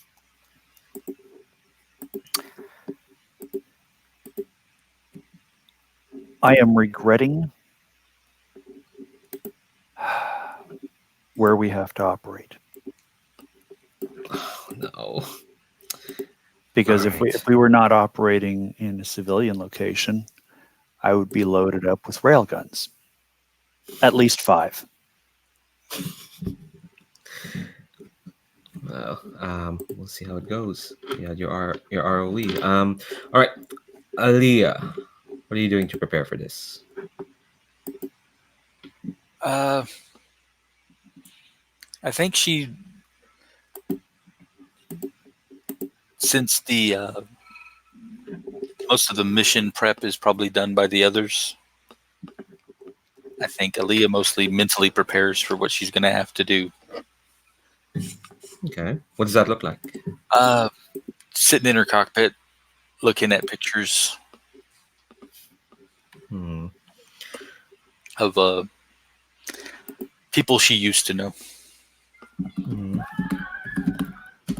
All right, I think just let you have that. Hold on, close up the window. Oh no, there's some very loud kids. I can't. I've already closed the window. They're just very loud. Yeah, I think. Yeah, that could be good. You don't have to like make a roll or anything. Because y'all don't have stress or that. Yeah, no, that sounds good. All right. So now we plan the mission. So when it's time to move from free play to the mission, the squad puts together the skeleton of a plan. You already have most of it. Your employer is the Federated Systems. Target is the package of the Hatchetmen.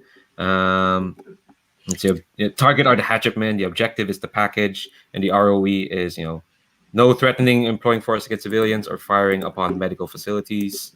You've already gathered information. All right. So now we need to come up with the tactic. So normally, in like probably in proper fiction, people plan out, oh, here's what we do, here's the plans or whatnot. Here's where each person's position is. But now we're cutting through that because Forge in the Dark believes in getting to it as soon as possible. So what you're going to determine is the tactic. The tactic is the method that the squad is going to use to accomplish the objective. This is a general strategy, and it just requires a detail. So here are the types of tactics that you can choose. There's assault, which is open violence against the target, and the detail you want is the point of attack. There's deception, which is luring, tricking, and manipulating the target. The detail is the method of deception. There's scientific, which is engaging with technological power, and the detail is the unusual procedures you use, like AI or making apps, or I don't know, creating a giant bird robot. That's unusual, right?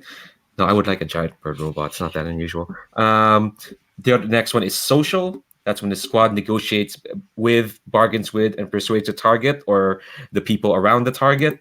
The detail would be the social connection.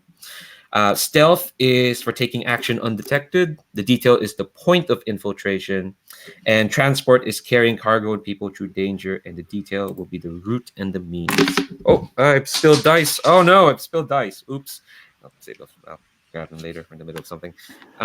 So yeah. Can we mix and match, or does it have to be one or the other? It has to be one or the other. Any preferences, anybody? I would say right now. Oh, go ahead. Go ahead, Jim. I was going to say, I think it sounds like we're going to do an assault, but we're going to like kind of an ambushy assault.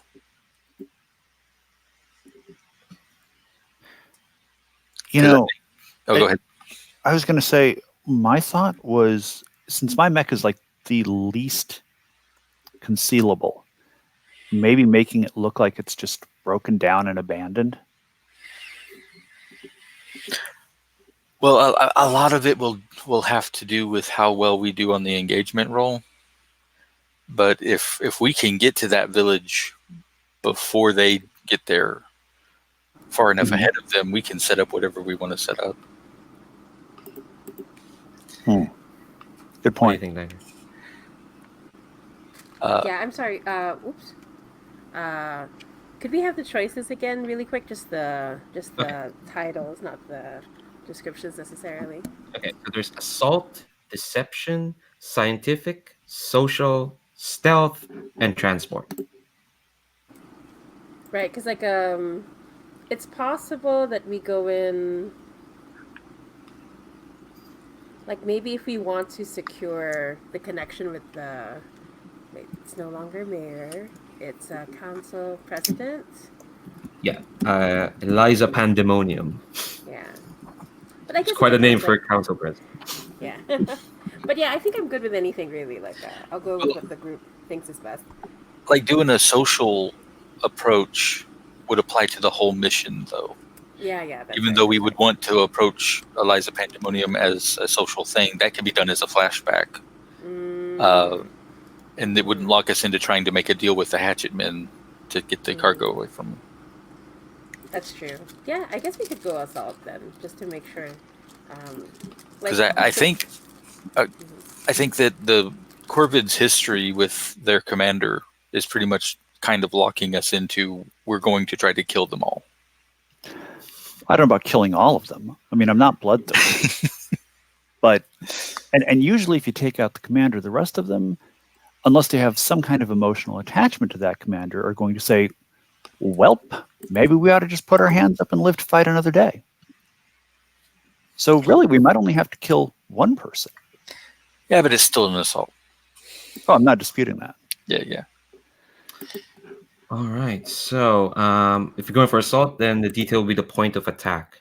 So where are you attacking them? In the city or in the town or anywhere before? In the town is Yeah, it's dicey. non-optimal. Yeah. I think we would under perfect conditions, we'd want to catch them just outside of town. But before they go into the town or when they're leaving the town? Yeah, do we want to lull them into a false sense of security, like after they leave?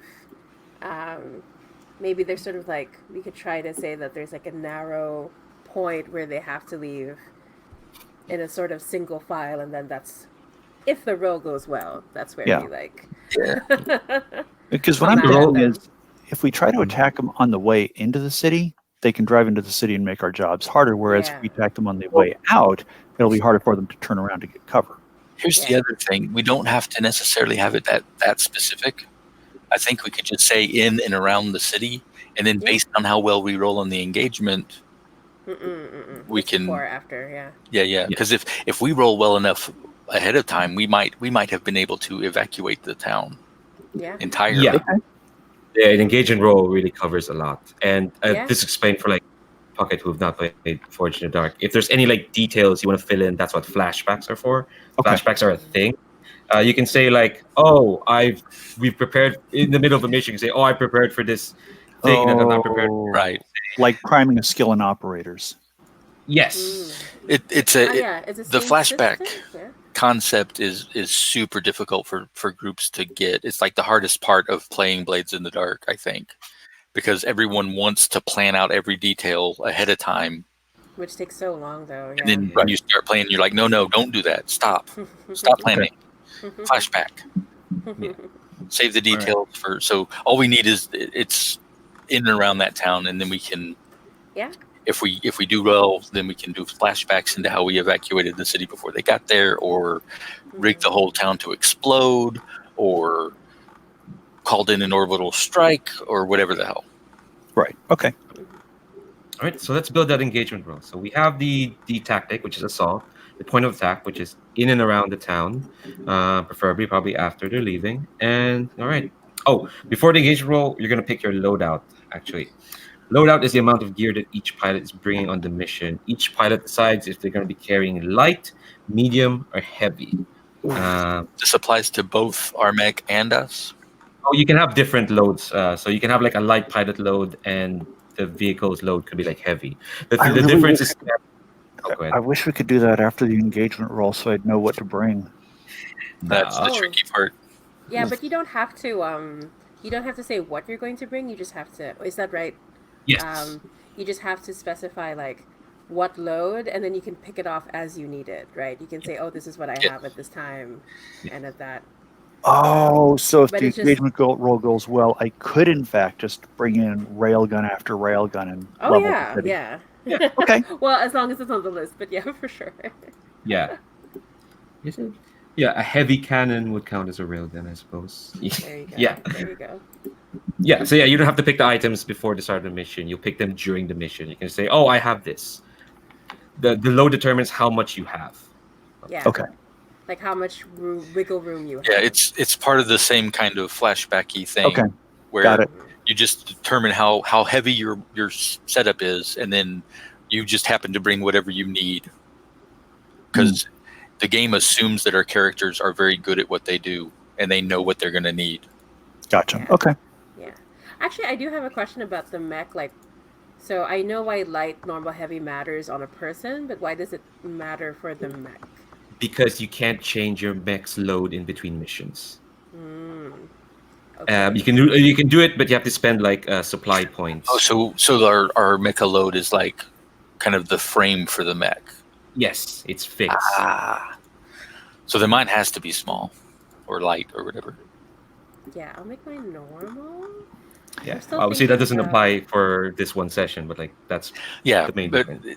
just to go with the narrative flow. Mm-hmm. Yeah, I think I'll go normal. Normal. All right. What the other two? Since I know who I'm going up against, You're going Heavy. heavy, aren't you? heavy, Yeah. heavy, Heavy. heavy all the way heavy. It's like you've got all these weapons stuffed in your cockpit. Pretty much. I've got like a shotgun in there, an assault rifle in there. I got 2 sidearms in there, a stack of grenades, And this knife and this rope. Well, I mean, You never know when you're going to need them. It's true. listen, a good rope can always come in handy. I mean, if my mech gets damaged and I can't get out of my cockpit safely, I can just string the rope up and boom, slide down and get to work with my sidearms. Or I could just sit in the mech and, call in orbital strikes or massive bombardment or whatever. All right. Who needs a plan when you have overwhelming firepower? I mean, that is funny thing is there's a ability in the Mechanized Cavalry squad sheet where like you don't lose trust when you cause property damage, because that is a thing. You can lose trust with your employer if you like destroy stuff, but if you take that ability, they know that like you get into big fights. Don't call us if you expect it done quietly. Aaliyah, what load are you taking? Light and light. Cool. You're gonna be the nimble ninja one while Yeah. Corbin's soaking up all the attention. Yeah. That's his job. Or her job, sorry. Well, and I'm happy to do it because I know that you're a fantastic infiltrator. Yeah. I know that you'll sneak in behind them and cut their throat while they're still focused on me. Absolutely. All right. And Niner is there to take care of people's feelings. And Aaliyah will stitch us up if we need it. I mean, stitching works the same on humans as it does on animals. All right, let's do the engagement roll. So first, you're going to build the engagement roll. First, you start with one dice for plain luck, and then we'll add additional dice for advantages and remove dice if there's any disadvantages. Is the mission bold? It seems bold to me. Yeah, I'll give you that. So take plus 1d. Is the mission especially complex? I don't think so. I mean, it seems straightforward to me, but that's to me. I mean, go to place, kill enemy. I mean, take thing. Yeah. Yeah. I mean, it's a MacGuffin. Cool. All right. So, still 2D. Does the mission exploit the target's vulnerabilities? What you know about the hatchetmen is that they like to keep things quiet. They think they're being secretive, that you don't know where they are. Then we're exploiting their capabilities. Hell yeah. Is the mission's tactic ineffective against the target? You're planning to hit them hard. And again, they're meant to be stealthy. What do you think, Jamie? What do you think we are with that? Yeah, I think we're definitely going to surprise them, so and make it difficult. All right. Does the squad receive external support for the mission? I don't think so. I think it's just the 3 of you, right? Does my ally Virgil count? Ooh. Tell me about Virgil. Well, Virgil's a pilot I met early on in the training program they threw me in. It was kind of a rough and tumble quick start to get us in mechs and get us out on the field. And he proved to be very tactically smart and able to move very large mechs in very small spaces. So I kind of kept in touch with him over the years. We've gotten not close, but About as close as you want to get with anybody who pilots a gigantic robot and gets shot at for a living. Yeah, I think him and any other allies you can call in would I'm wondering help. if I could call in my kind murderer to kindly get into a mech and kindly provide support. Or maybe take they're out just some on the people from ground side. waiting for Jackson Yeah. Star to emerge. At which Yeah, or point, something. Jackson Star will depart the circle of flame. Be kindly murdered. Yes. Although in this case, you don't have to do it kindly. He's a war criminal. All right. Okay. I'll say, yeah, you've got plenty of support. You can call in. That's 4 dice. Is anyone interfering with the mission other than the target? No, I don't think so. Yeah, we didn't hit that complication. No, yeah, you didn't have complication. Everyone rolled well, or reminisced about their friends well, which is always valid. All right, so I think we will leave Totally it there. valid. I don't think. Kidding me? I think there's not any more factors. So that's 4 dice. 4 dice is good. Who wants to roll? Ooh, please not me. I was That's just going to too much. suggest you. Oh gosh, no, too much pressure. I never do well on the engagements rolls. Like every time I played, fortune to Um, Okay, but Niner and I have already rolled. I think I should do it. Ooh. Being the infiltrator, I right. go in first. Hell Why yeah! All right. So we get 4. Yes. Man, that's a big engagement roll. Yeah, it's pretty good. Say that like it's a bad thing. It's a surprising thing. All the times I've played Forged in the Dark games, I think the most I've ever rolled on an engagement roll was 2 dice. Oh, Nice. really? Yeah. Yeah, I usually hit 3 to 4, but I also tend to play with players who we tend to have 2 actions to prep, actually. Usually my groups, the GMs tend to go out of their way to make it hard on us. It's like, oh no, all these rivals, they totally are interfering with everything you ever do. And it makes it more interesting. I mean, not that this isn't interesting. It's just, that's one of the reasons why we always have so few dice. So less Blades in the Dark, more Dark Souls in the Dark. Yeah. I think it also depends, like, the longer the game has been going on for, right? There are way more people who can get in your business. Yeah. Yeah, and my thinking for this is just like, this is a one shot. Let's make y'all feel Ooh, good. 2 6s, a 5, and a 4. Wow. Wow. You are always going to, when we play again, you are You're always going rolling to the roll. dice. Don't the believe this. engagement The roll. dice are lying. Wow. I have to All right. believe it.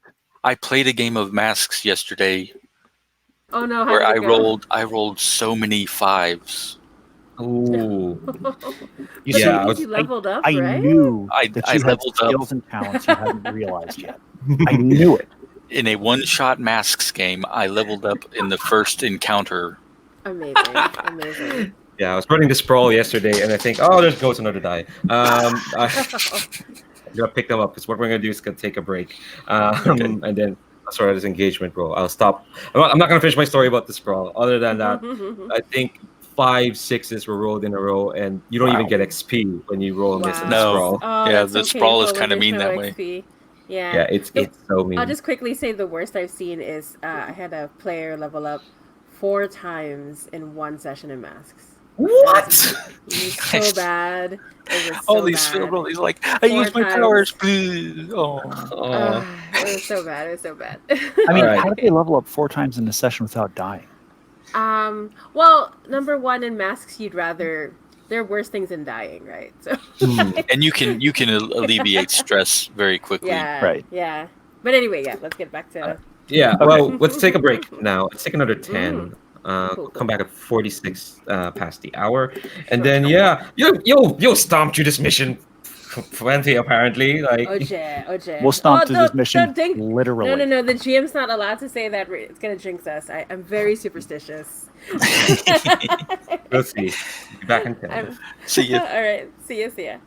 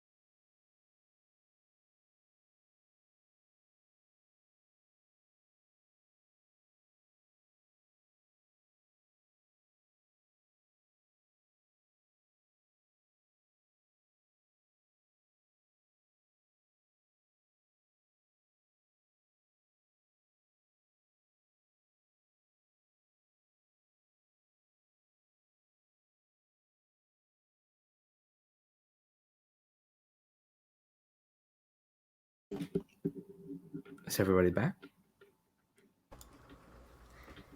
Hello, hello. Sorry, I should have said that I was here. My bad. No worries. No worries. I got tied up working on Lowell's character keeper for Passion today. Ooh. Not tied up, but like focused on it, I should say. Ooh, Passion looks fun, but decided to try something else because I was playing. I'm playing, including this, like 4 games today. This is Okay. How is that actually physically possible? Because I'm running from 8 a.m. to 9 p.m. let's see. I don't know. You tell me. I have a midnight game later tonight. So basically, what you're saying is, there but for the grace of coffee, go I. Pretty much 10 a.m. to. Actually, no. It starts at 11 because daylight savings is kicked in. So 10 a.m. to 3. Confusing. Yeah, it's so weird. I'll tell you what. How about I light a candle for you? Wow. That's I okay. appreciate that. All right, cool. Let's see. Let me check the clock. Is Jennifer back? I'm back. Sorry, Okay. I took so long. Well, One no of worries. the outdoor cats caught a bird. I had to clean that up. Yeah. Oh. I hope the bird was dead. Yes. Okay. All right. That's better than it could be. Then. Yeah, it was just messy. Ooh. All right. So you roll a 6. Unfortunately, you can't crit on an engagement roll. So we would start. Look, the 6 is still pretty good. You're in a controlled position.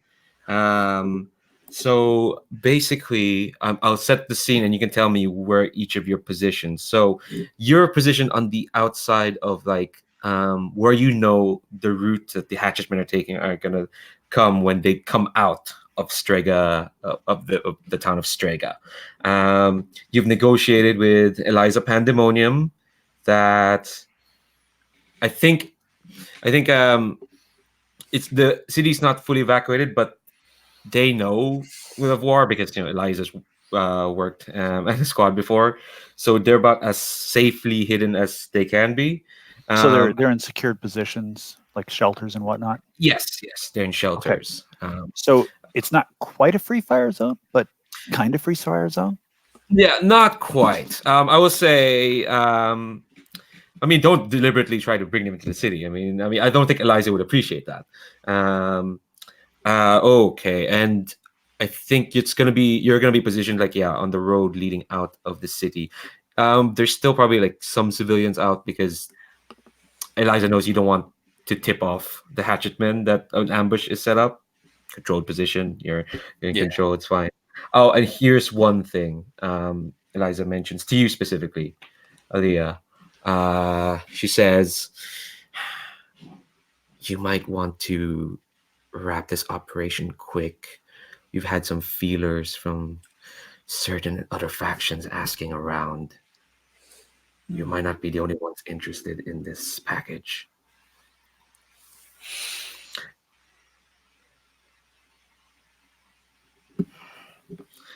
I'm talking like people you want to mess with, specifically the Evangelion ascendancy. Out of character, they're the autocratic faction. Yeah, some of their folks have been asking around. So whatever you've got planned, I suggest you best do it quick.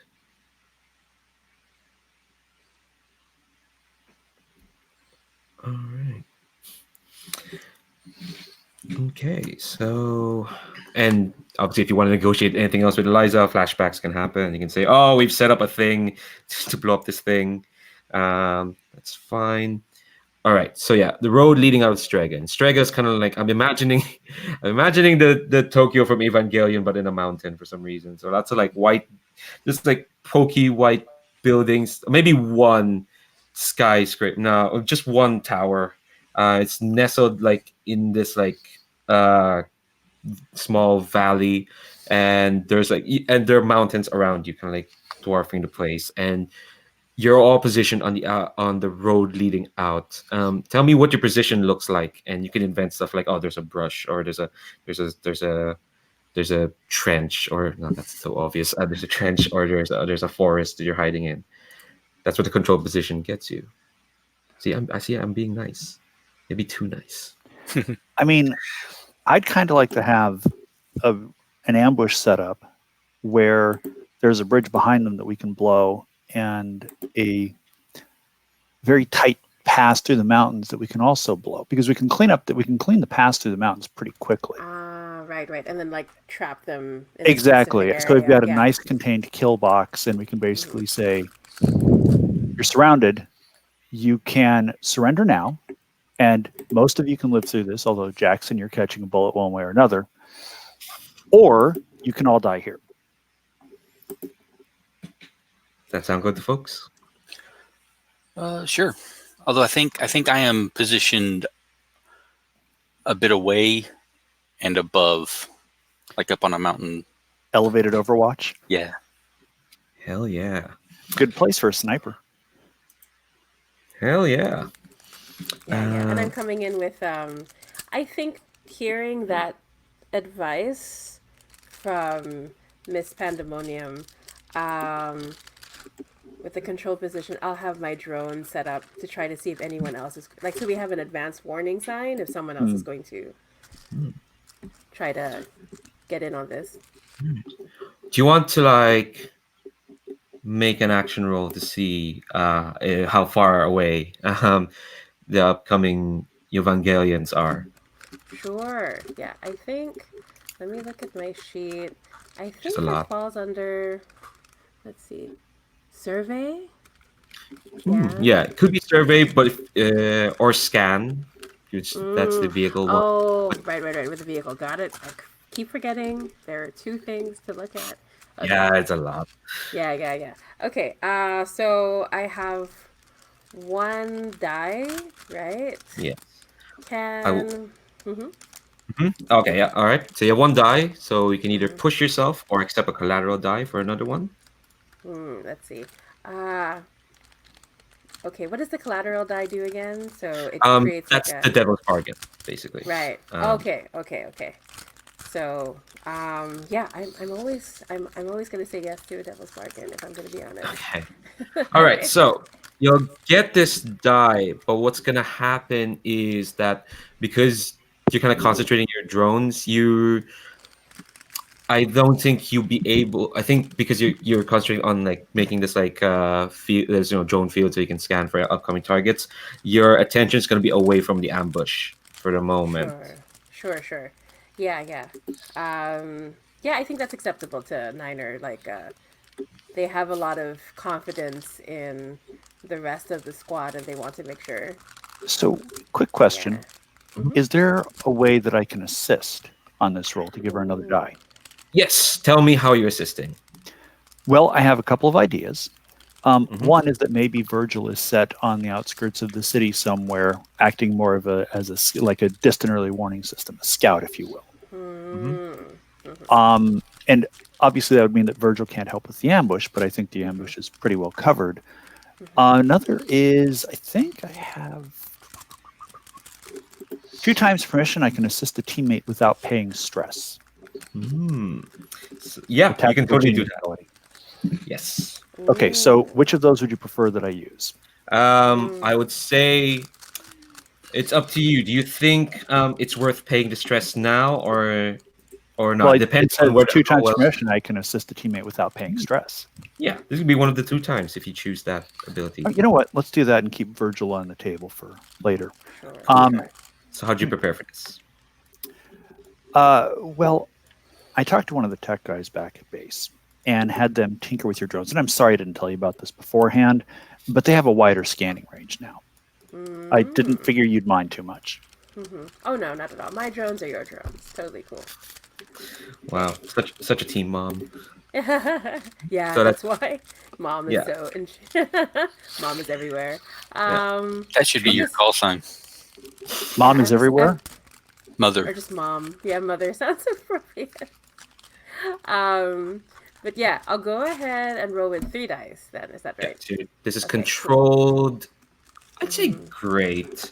Because part of the tinkering and you've got your drones, and this is kind of what you do. You watch out for things. Controlled great is probably the best you can get, Cool. I got a 5 highest. All That right. helped. I just had a 1 and a 3. That totally helped. Good.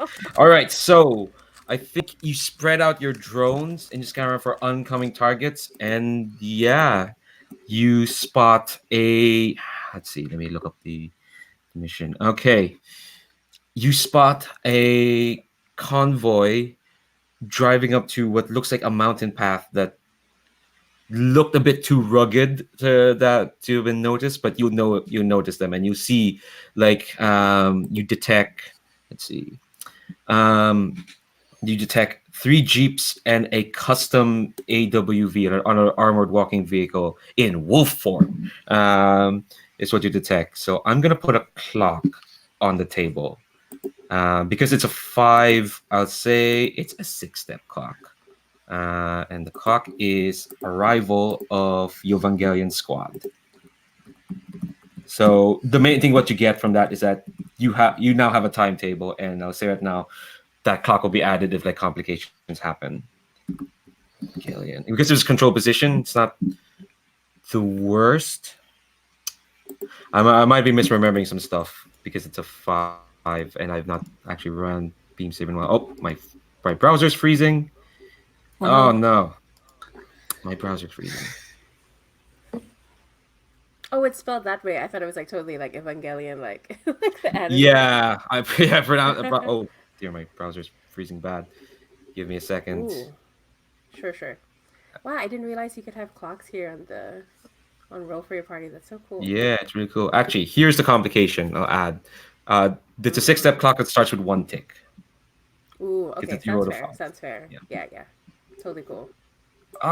Browser's still freezing. I need to add that tick. Oh no. Hold on, give me a second. Sure. Bleh. Oh dear. Hey, it went through. There you go. Oh, there we go. Nice. Okay, so it showed up. This tab is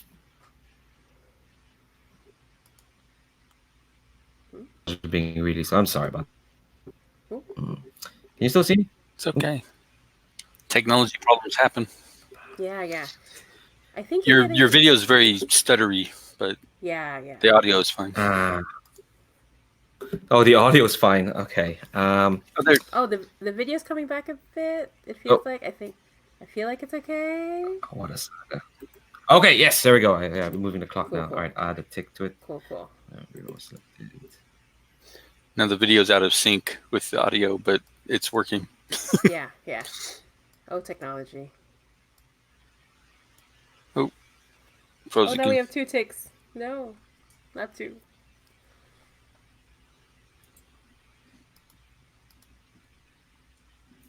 Now it's gone entirely? I've It's off added the far edge. Oh, mostly. Oh. All right, come on. No. The thing is, once you add a tick, you can't really take away the annoying thing about the clocks in this. Oh. So I have to re-roll again and again. Wow. Yeah, that's kind of weird because in Blades you can sort of like undo a tick sometimes, right? Oh yeah, you can totally do that here. It's just that in the functionality of the Roll for Your Party room, you can't undo a tick, so you have to go over. It's yeah. Unless there's a way, and I have no idea. Right. In which case, I'll have to find that out. So yes, you okay. Back to the action. Cool. Yes, so you know, Niner, that there is a Evangelion squad on its way. Yeah. Yeah, I definitely sent out that info to everybody. Yeah. But you're also in a control position, so I think I'll just narrate the. All right, so they come out of Strega.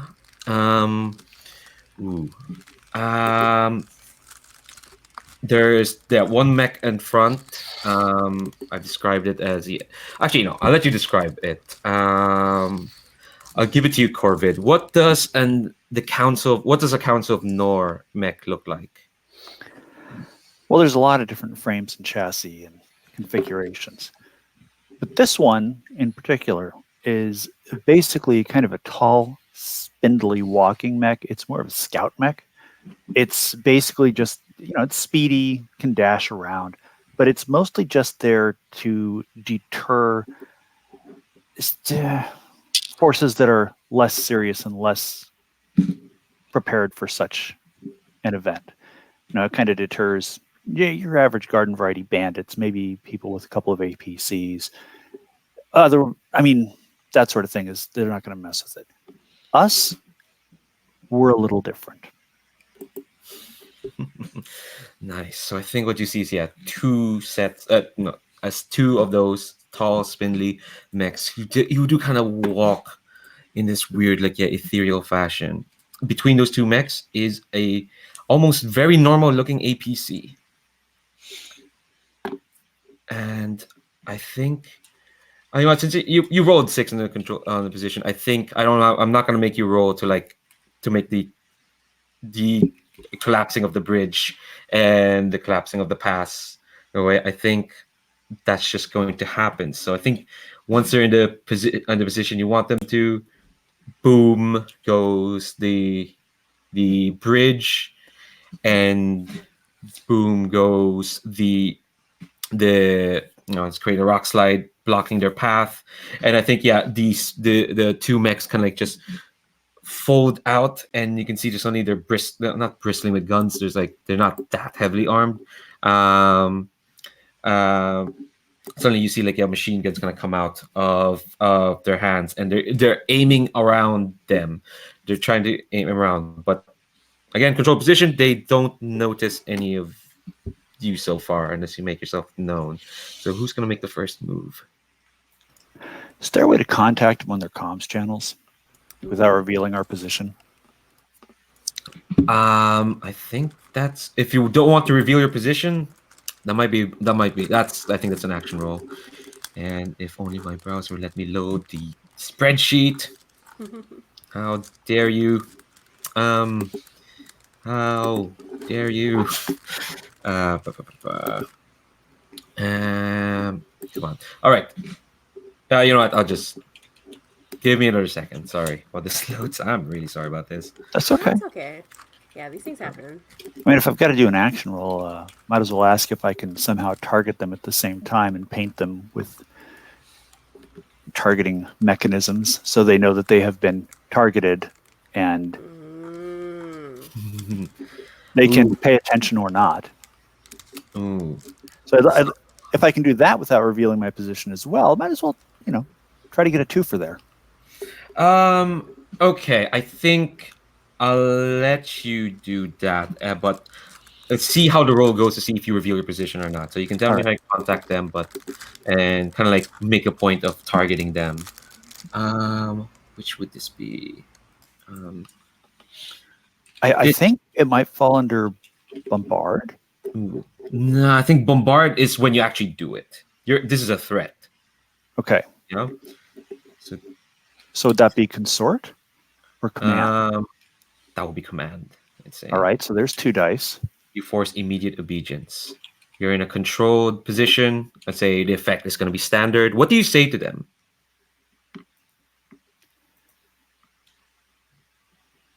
You're surrounded. You have no way out.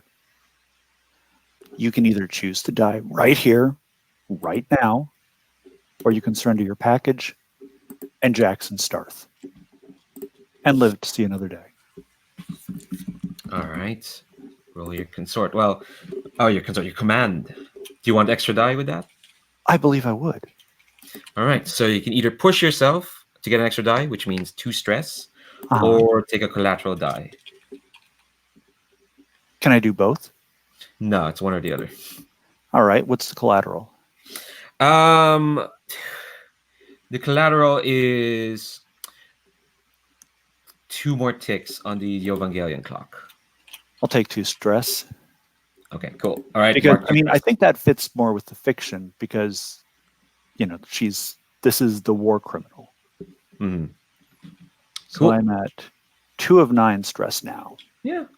I will say, Citizens of One Shot, use your stress, Yeah, because worst comes to worst, we just pick up a scar and start again. Is that how it works? Right? I'm trying to Yeah, well, remember. you're gonna get knocked out of the Oh yeah, scene once I when forgot. you- Okay, Yeah. that's inconvenient. Okay. All right.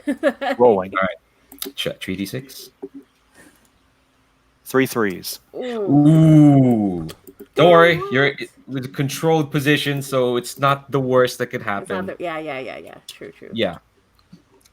I think what happens is, let's see. So on a controlled position, it's not the worst thing. You might have to fall back.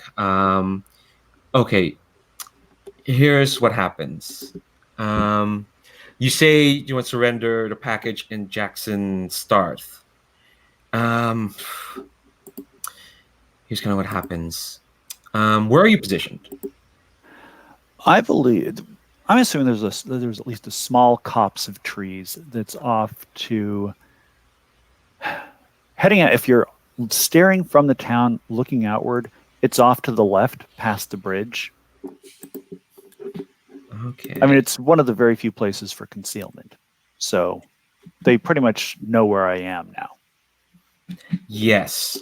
Here's what happens. You've got your sights painted on the two mechs when suddenly you hear the charging up sound of a railgun and a shot fires. And it seems like it fires from nowhere as it makes its way towards your position. And I think you are going to be flushed out of your place where you are. So you're moving to a worse position. You are now in a risky position, and you see the air kind of shimmer, and the air kind of dissolves, and you see this like mech kind of like stand up and unfold, and it's kind of spindly like the other two mechs, but there's like two extra arms, and it's like it almost looks like it should be impossible, but it's got like this regal helmet for a helm, and you hear broadcast Jackson Start's voice say, "As if I'd surrender to Federated System scum like you." Does this look anything like the prototype that Niner took?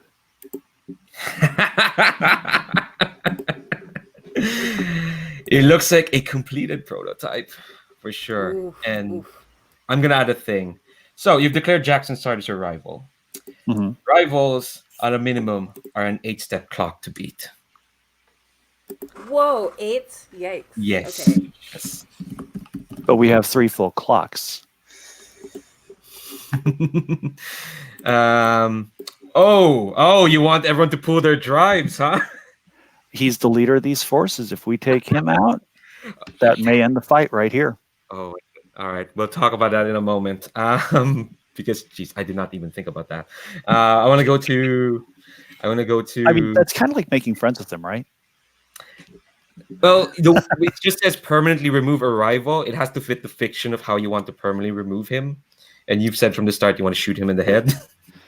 Well, I would settle for an orbital strike from space, like a mass driver or something like that, just vaporizing him. Okay, we'll talk about that in a minute because that's an intriguing. I did not see this coming, honestly. Do you ever see anything I do coming? No, God, no. All right, I'm gonna move to Aliyah. So you're watching all this. Jackson Start has revealed himself. The two mechs are kind of like they don't know where you or Niner are, and they've stopped. They're trapped. You're still in kind of a controlled position because they don't know where you are. I have a new target. And I think right as he finishes saying, as if I would surrender to Federation scum like you, a beam of light just pops into existence, focused on his mechs. The closest approximation I can make of where his cockpit would be. Hell yeah. As I open fire with my directed energy weapon. Yeah. Hell yeah. What action rating are you rolling with that?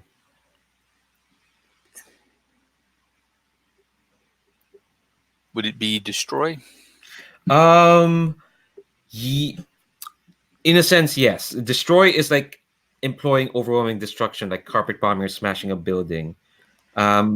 You're still in control position, but it's gonna be a bit limited if it's destroy. Yeah, see, I think I may have misjudged what the action ratings were supposed to be used for.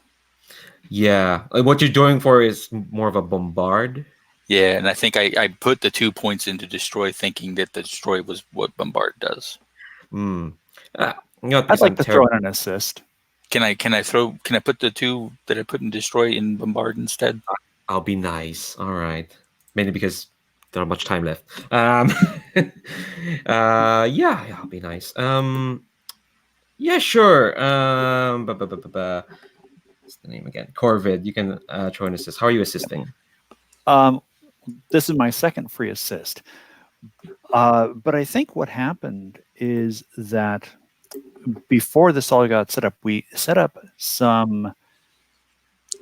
we've got some canisters that can fire out residue that's basically invisible, almost like pollen, but it helps with painting targets, and by doing so, it increases the accuracy of all beam weapons. Ooh. I like that. Laser focusing powder. Nice. All right, another pay stress, so that gets you an extra die. That's 3d6, and you're still in a controlled position. I'd say this is standard. Normally it'd be great, but you're up against a weird prototype mech.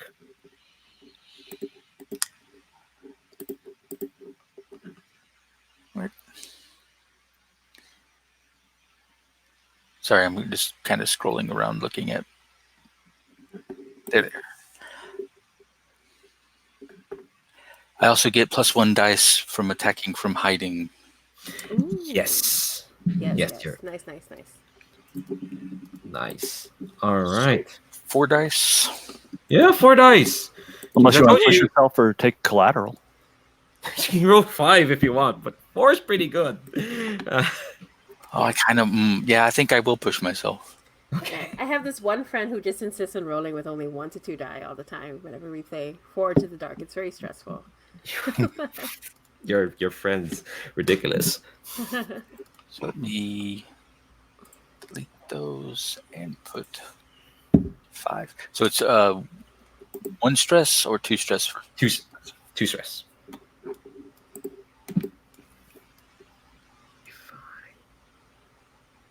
5 dice. Jesus Christ. It's an important opening salvo. Mm-hmm. That is true. I mean, this could be an important closing salvo, but Well, I doubt I'll do well enough to take him out. Oh, we'll see. He's a big target. Yeah. It's not great, but not Wow, it is a good thing you had. Extra. Maybe not great. You got a 6. That 6 dice controlled position. Oh yeah, the controlled position and the standard effect. Let me see. Okay, all right. So you take your shot, and I think you're gonna add 3 ticks to Mr. Starth's clock.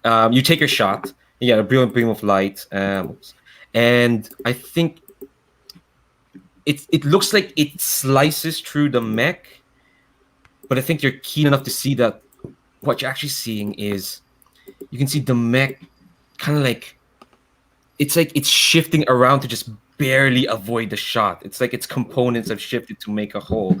It still scorches through like some components because it's a directed energy weapon, but like you can see like this weird prototype mech just it manages to avoid it just barely.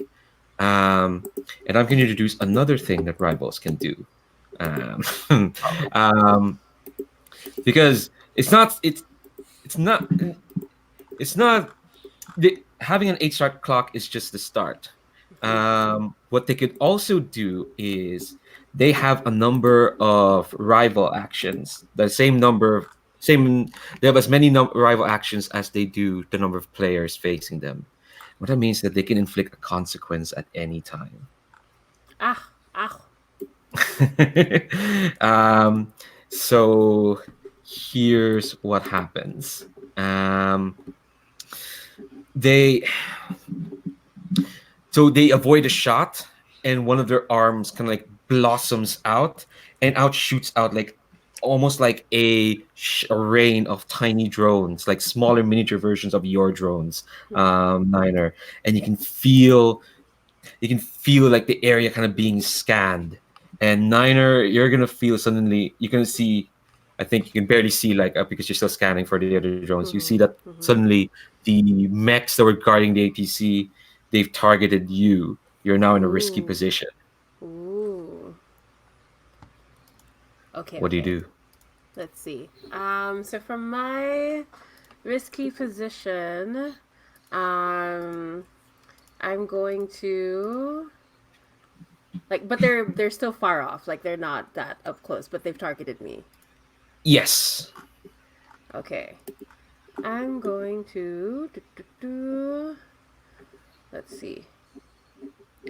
And they're all like normal mechs. It's only that one that has the weird. There's only one weird mech. Is that right? Yeah, the two are standard issue, Okay. like hatchetman mechs. I am going to, I think, just outright like attack. I think I'm looking at what I have here. You know what? I think I'm gonna try to maneuver out of the way. Okay. To try to, yeah, but I kind of want to maneuver like I want to draw them away from everybody else, and hopefully like I'm sort of imagining that there's some areas where I can use my mech's nimble, like their agility, to try to get them stuck or try to get them caught up in things. I think that's what I'm going to try to do. Cool. All right. So I'd say that's a risky standard. That's well up with your mech's possibilities. Do you want to push yourself or have a collateral? Yeah, I will go ahead and push myself so I can also broadcast at the same time. Ooh. Yeah, why not? Yeah. Because I think it's going to, like, Niner is, unfortunately, they're very good at running from when they had to escape that time. So when I push, I just get one extra die, is that right? Yes. Okay, so that'll be 2 dice. Let's see. Risky standard and... Yeah. But I go ahead and mark the stress, right? Yes. Okay, let me just do that now before I forget. Yeah, it's a ways away. There, yeah. Whoop, whoop, whoop. Okay, I got it. All right, rolling with 2 die. Okay. Good luck. We can do this. We can do this, my friend. Okay.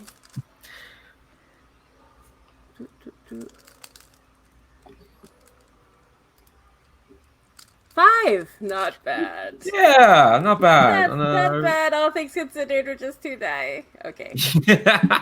Oh my god. Fine. It'll be fine. Okay. Oh, so you're broadcasting. Tell me what you're doing as you're broadcasting. As you're... Because I can, like, hit them with a specific emotion, right? Yes. Paralyze them with my mind or voice. I want to instill like extreme fear into them. Like I'm sort of seeing like there's a nightmarish quality about it. They can't trust their surroundings. It's sort of like the Scarecrow from Batman. I think that's what I'm thinking. You know, why not go all out with Niner? Okay. But yeah, so paralyzing them with my mind, basically. Nice. I think here's what happens. You're gonna do it like you paralyze their minds, and I think what they feel is like, oh, they have to come after you now, away from the APC they're meant to be protecting, and so they're gonna come after you. I think all this maneuvering. I think I'm gonna adjust the Evangelion clock by 1 tick. That's one consequence. I say one consequence because one of the things you can do, there's a nice list of consequences in the book. And one of the things for a risky complication is you can use 2 controlled consequences. So one of them is adjust the clock by 1 tick. and I think I'm going to reduce kind of the effect of your broadcast, because here's what happens. You broadcast to them, and you hear you feel your comms gets hailed by them, and you hear a garbled voice go 98602A, 98602A, 98602A, 98602A, just repeatedly again and again, and you recognize that voice. You haven't heard that voice. Twilight? You haven't heard Twilight's voice in a while, but you know it. Ooh. Yeah, so I was going to like suggest that Twilight was like, because I was gonna try to talk to them if they were here. Anyway, so is Twilight like working with them, or are they enslaved, or? That's for you to try and figure out. That could be another role. Okay. But right now, you're. Oh, go ahead. Is Twilight what they're transporting? Oh shit! Ooh. God damn it. Okay, so we'll see. I will look into it later. All right, cool. So yeah, anybody can really, yeah. I think I want to keep the action moving, because you're being chased now by these mechs. Definitely.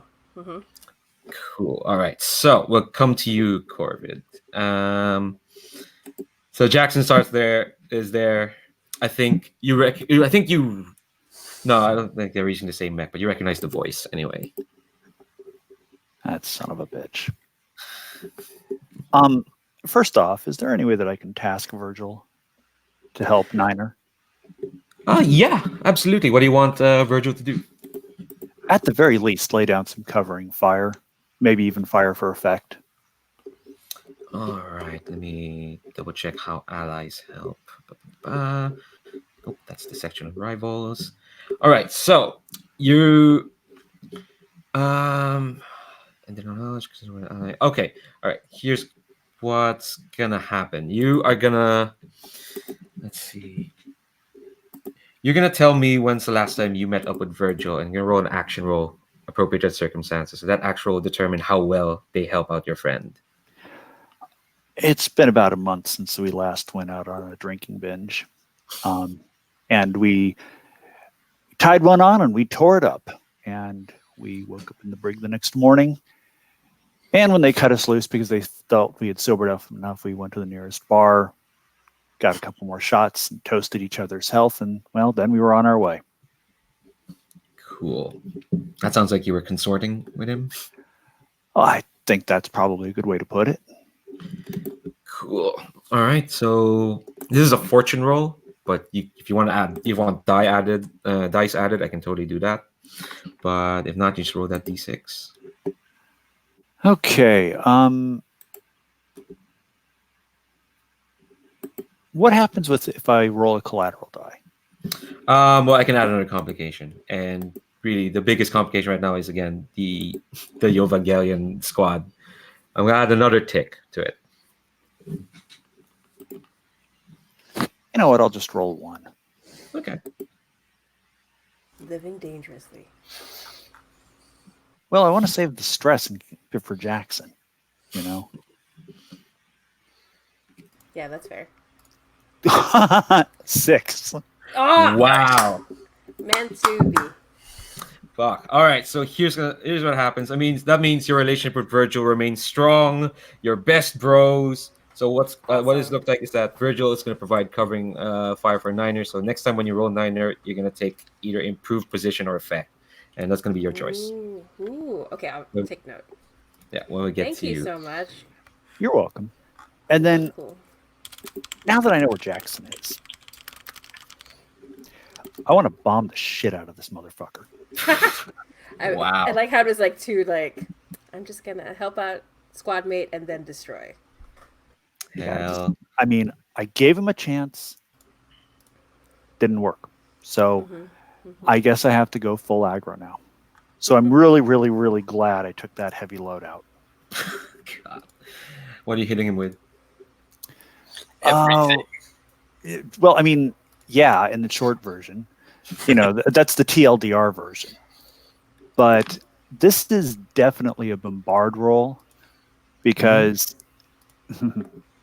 let me see what kind of equipment I have in this list that might be very useful. I'm sure there's got to be like some kind of Feather duster. yeah, like there's got to be like the mech equivalent of a street sweeper or orbital strike in here, right? Ooh. Is there? Some kind of particle I cannon. think. We could say a heavy cannon. I don't think there's Okay. anything like an orbital strike. That's something you could work on to build in between sessions. But heavy Alright. cannon, I think. So Jesus Christ. yeah. So I'm just gonna unload.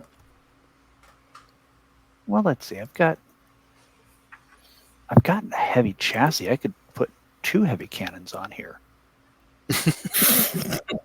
Can I fire both at the same time? Sure. I've already said yes to everything. Okay. So there's 2 heavy cannons, and I'm just going to fire both Yeah. square at Jackson Star. I Because think if screw we that were, guy.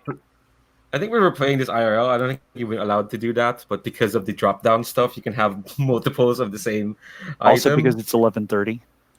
It's also because 11:30 and we have to wrap up. All right. Okay. That's a risky, great roll.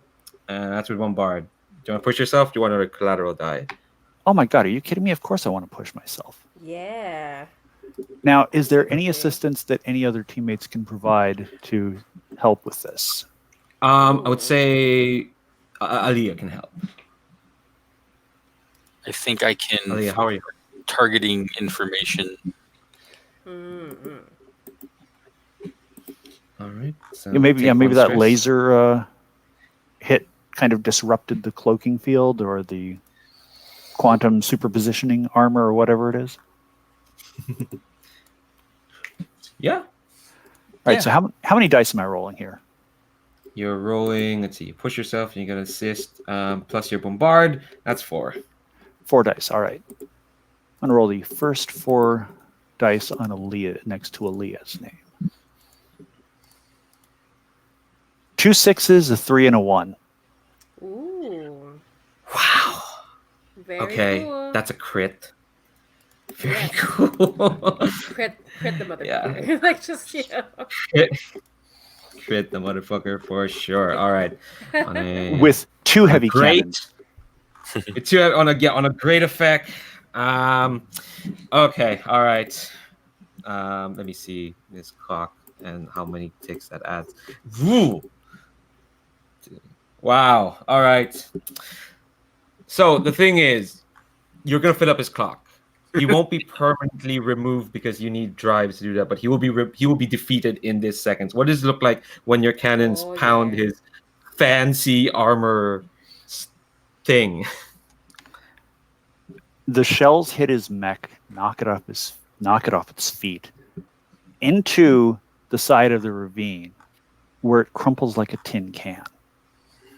The cockpit is blasted open. Lost all the weapons on the left side of the mech. And the mech is down. It's not getting back up.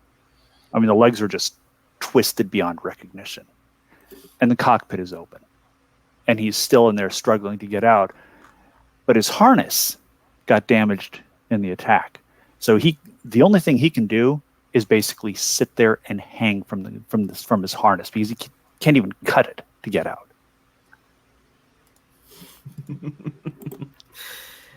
Yeah. And I would like to transmit again and say, do you want to surrender yet? I think we'll cut to Aliyah. I think what you see, Aliyah, as this is happening, the APC was just been sitting there waiting to happen. So he starts to rev up and drive towards, like, even though there's no path to it, it looks like it kind of like it tries to like drive towards the rocks you have and starts trying to drive up on it. What do you do, Aliyah? Is that the APC that is carrying the cargo we need? Yes. All right, I'm going to do a couple things. How tough are the scout mechs? They're light mechs. Light armor, machine guns. Minor threats. Yeah.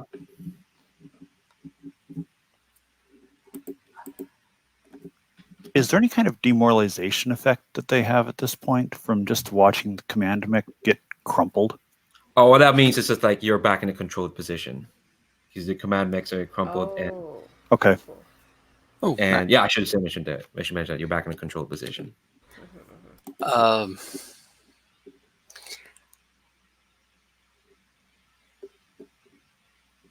I think I want to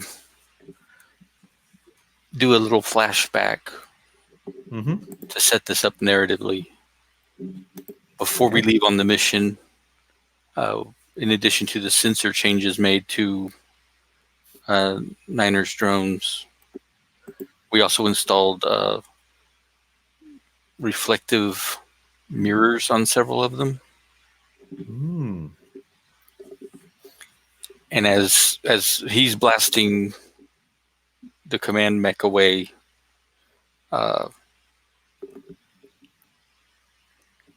I've asked Niner to position her drones in a way. I'm going to attempt to shoot one laser blast through both of the scout mechs and into the engine of the APC, just disabling it. Ooh. Yes. Trick shots for the win. This is lunacy. Yeah, that's a bit ridiculous. That's a too stress flashback. It's a bit... Hell yeah, it is. I mean, Let's I love burn it. through that stress. Let's go. Yeah. I'd like to go. throw in stress for an assist. Okay, cool. All right. How are you assisting this?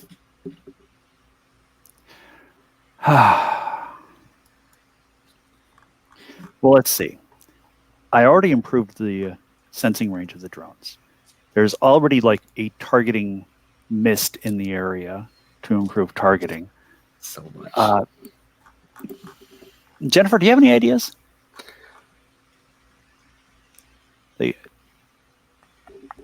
What if putting Starth down cleared the path for this shot? Yeah, like the one of the drones was on the other side of him, and he was blocking the way. But once you blew him away, it opened my line of sight to the drone. Does that work, Leandro? Yeah, that sounds good. Take All one right. stress. Only one? Are we allowed to have more than one person assist, or is it only one at a time? I forgot. I think it's only one. It's only at a time. one. Yeah. Got it. And it's only one stress? Only Two? one stress when you help someone. Yeah, because your connection with Aliyah is only one tick in the clock. Okay. Yeah. All right, so that gets you another die. I think that puts you're using bombard, I assume, because it's the Saber one. Yeah, cool. So that's 3 dice. You want to push yourself? You want some collateral?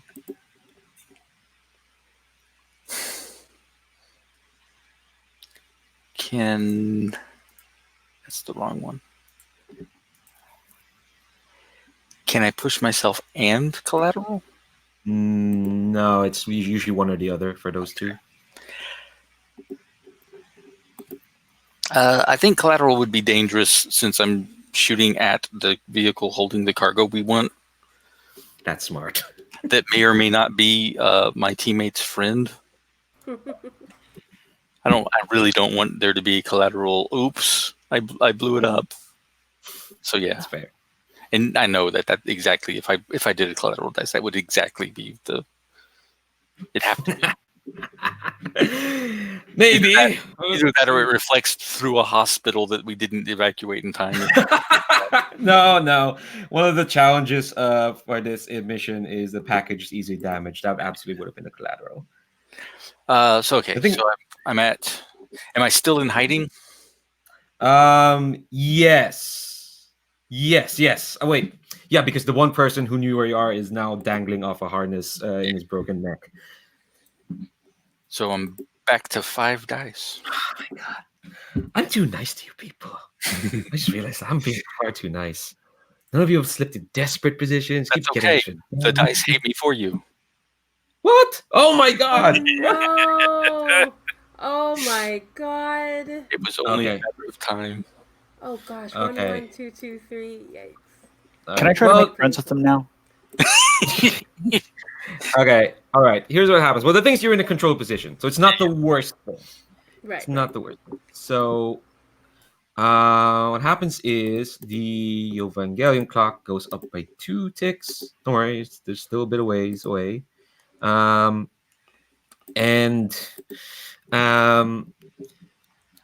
you make your shot, and it is frankly ridiculous. It Boing, is. boing, boing. Yes. There was no way, in retrospect. Yeah. And it scissors.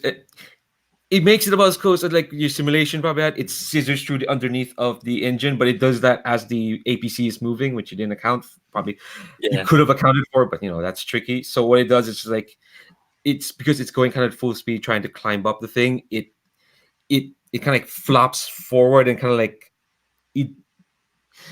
it tumbles on its side. The shot kind of like makes it tumble on its side because it's moving so fast and you cut through the engines. So I'm gonna put in a 6-tick clock and filling half of it already. That's the package fragility. Eek.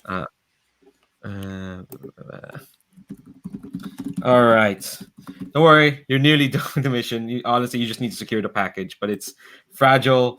Cut to you, Niner. You're being chased by these mechs, and I think you're broadcasting. They're broadcasting to you, and they're just repeating your serial number again and again in Twilight's voice.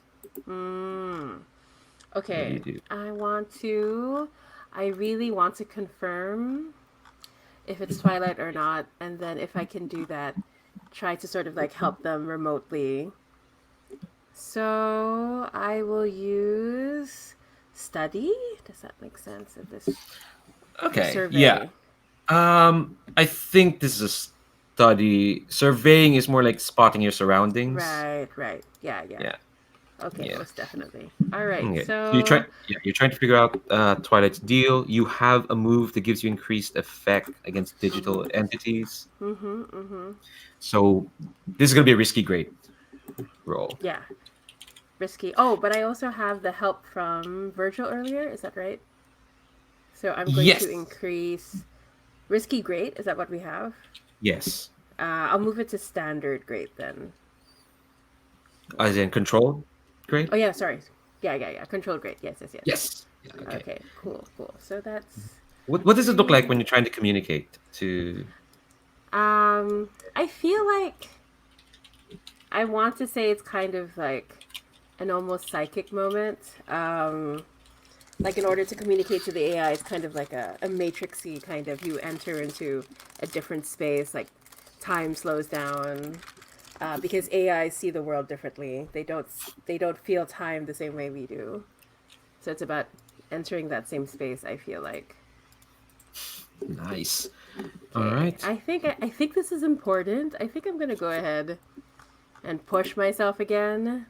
Yeah. Take another 2 stress. Let's do it. Let's just go for it. Yeah. So which means I can also broadcast again. Ooh. Need be.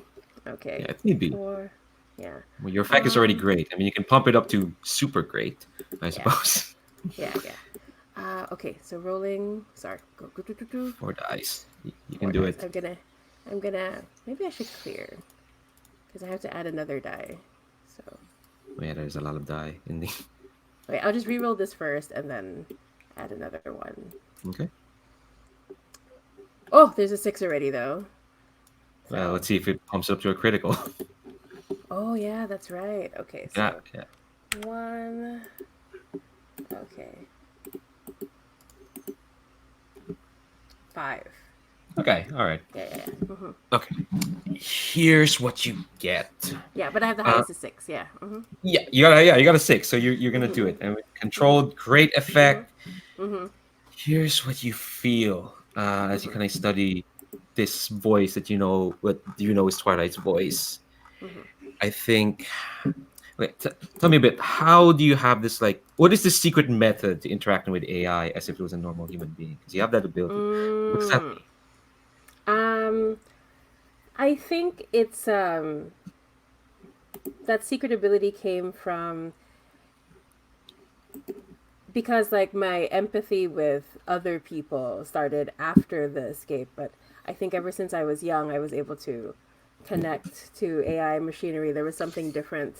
I'm feeling like it's kind of like that Gundam new type situation where they're like at a certain point humans just evolve to um, and then there was some debate whether or not AI are real, blah blah blah blah blah.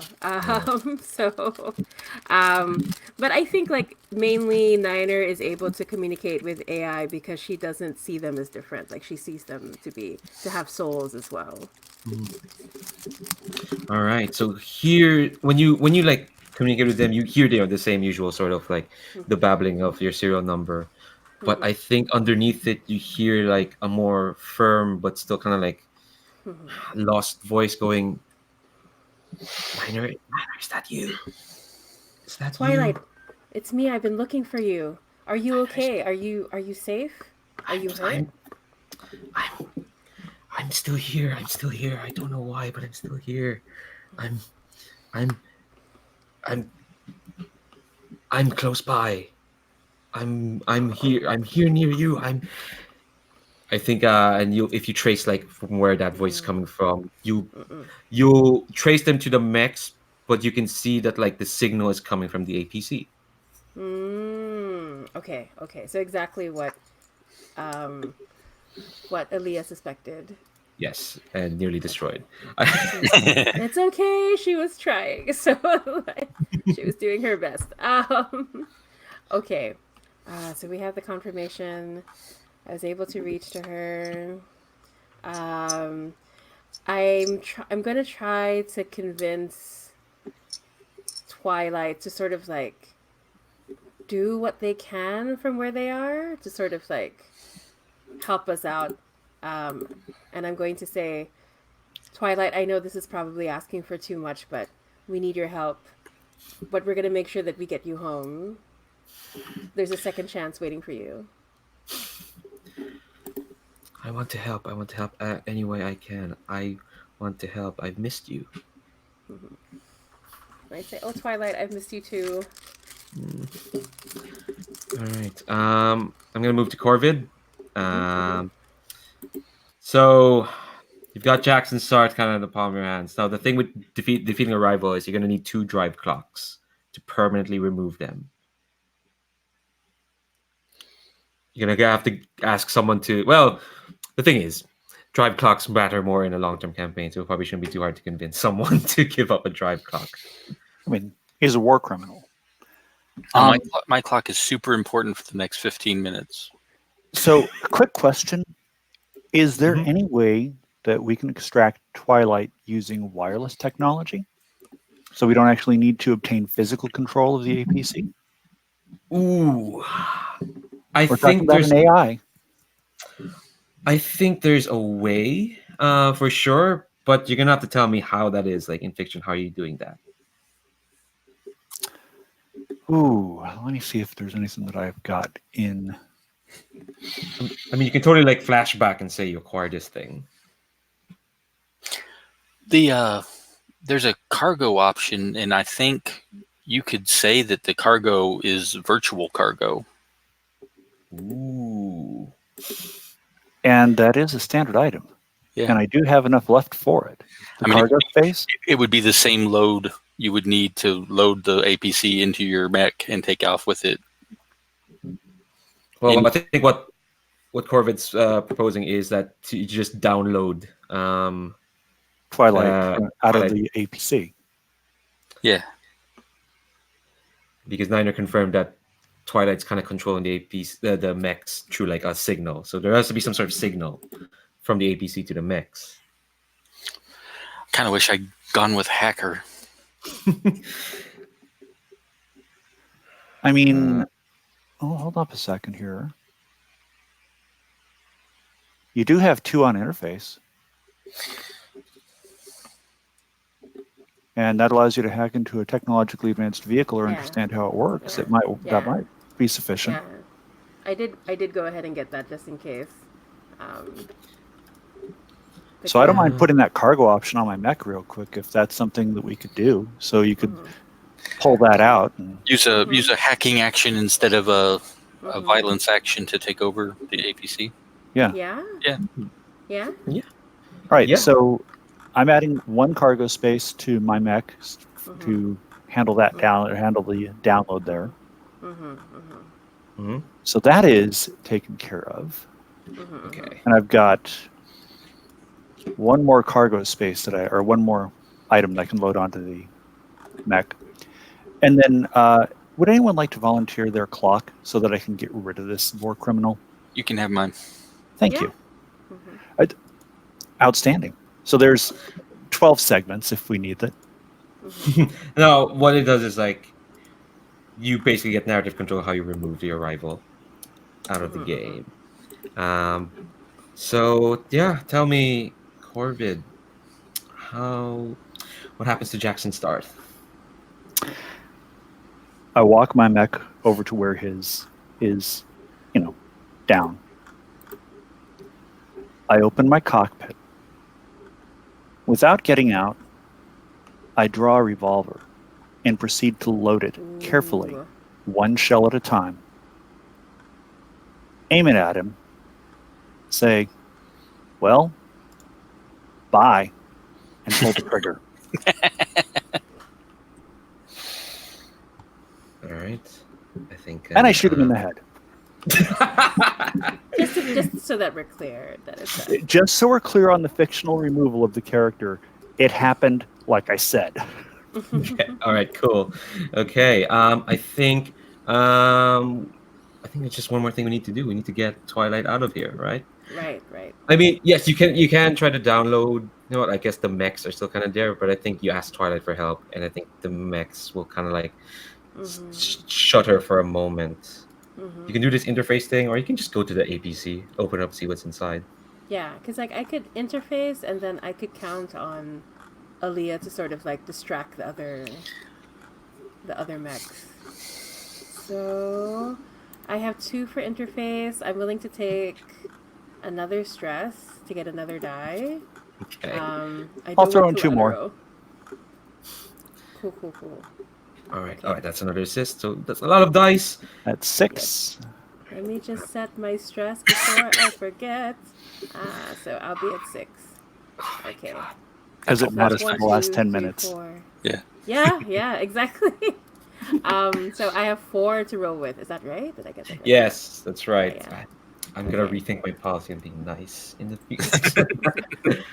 You're giving us a very satisfactory gaming experience, though. Okay, all right. 5. Highest is 5. Okay, all right. It's still a success. And honestly, I don't know if I should inflict any more consequence since we have 9 minutes left. Okay, here's what it looks like. So I think you set up the signal and you can download. Actually, you know what? Yeah, we are running close to time, so I think I don't think I need to inflict a consequence.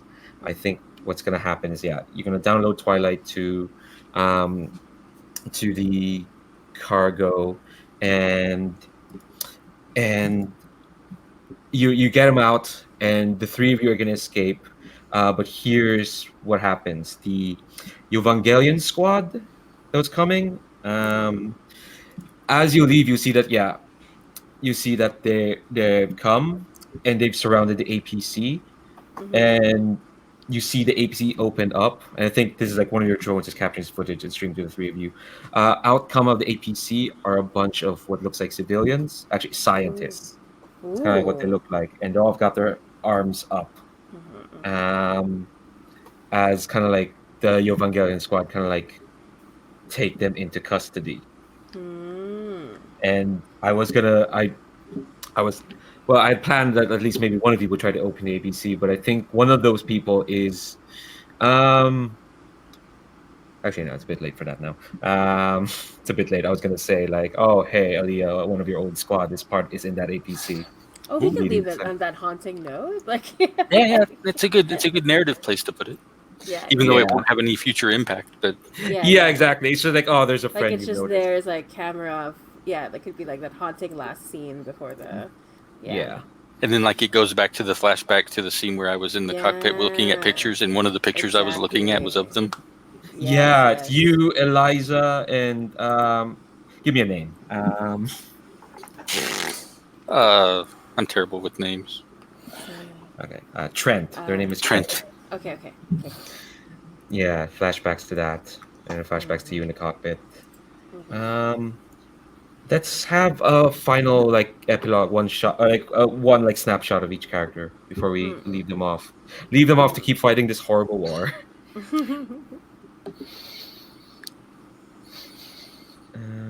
Does anyone have like an idea? I think there would be a scene of Aaliyah just railing, yelling, and screaming at the commanding officer, trying to get them to agree to do a rescue mission for her friend that was in that APC.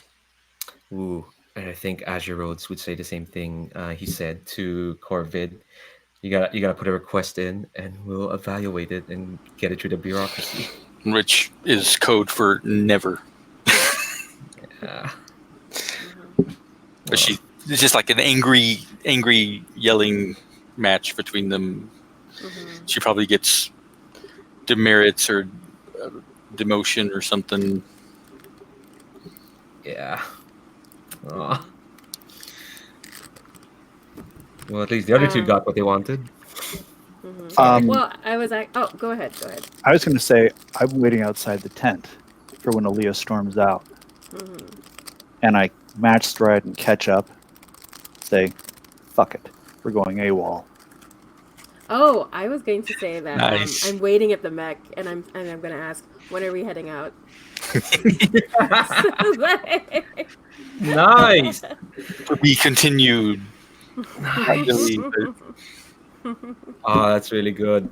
And okay, all right, yeah, that's a fucking great way to end the session. I was gonna get on the like getting on the record and broadcast that these players have been fantastic. Thanks so much for putting up with my stuff and just all the cool, some very cool stuff happened today. And I always like it that people watching this should know that these players are great and.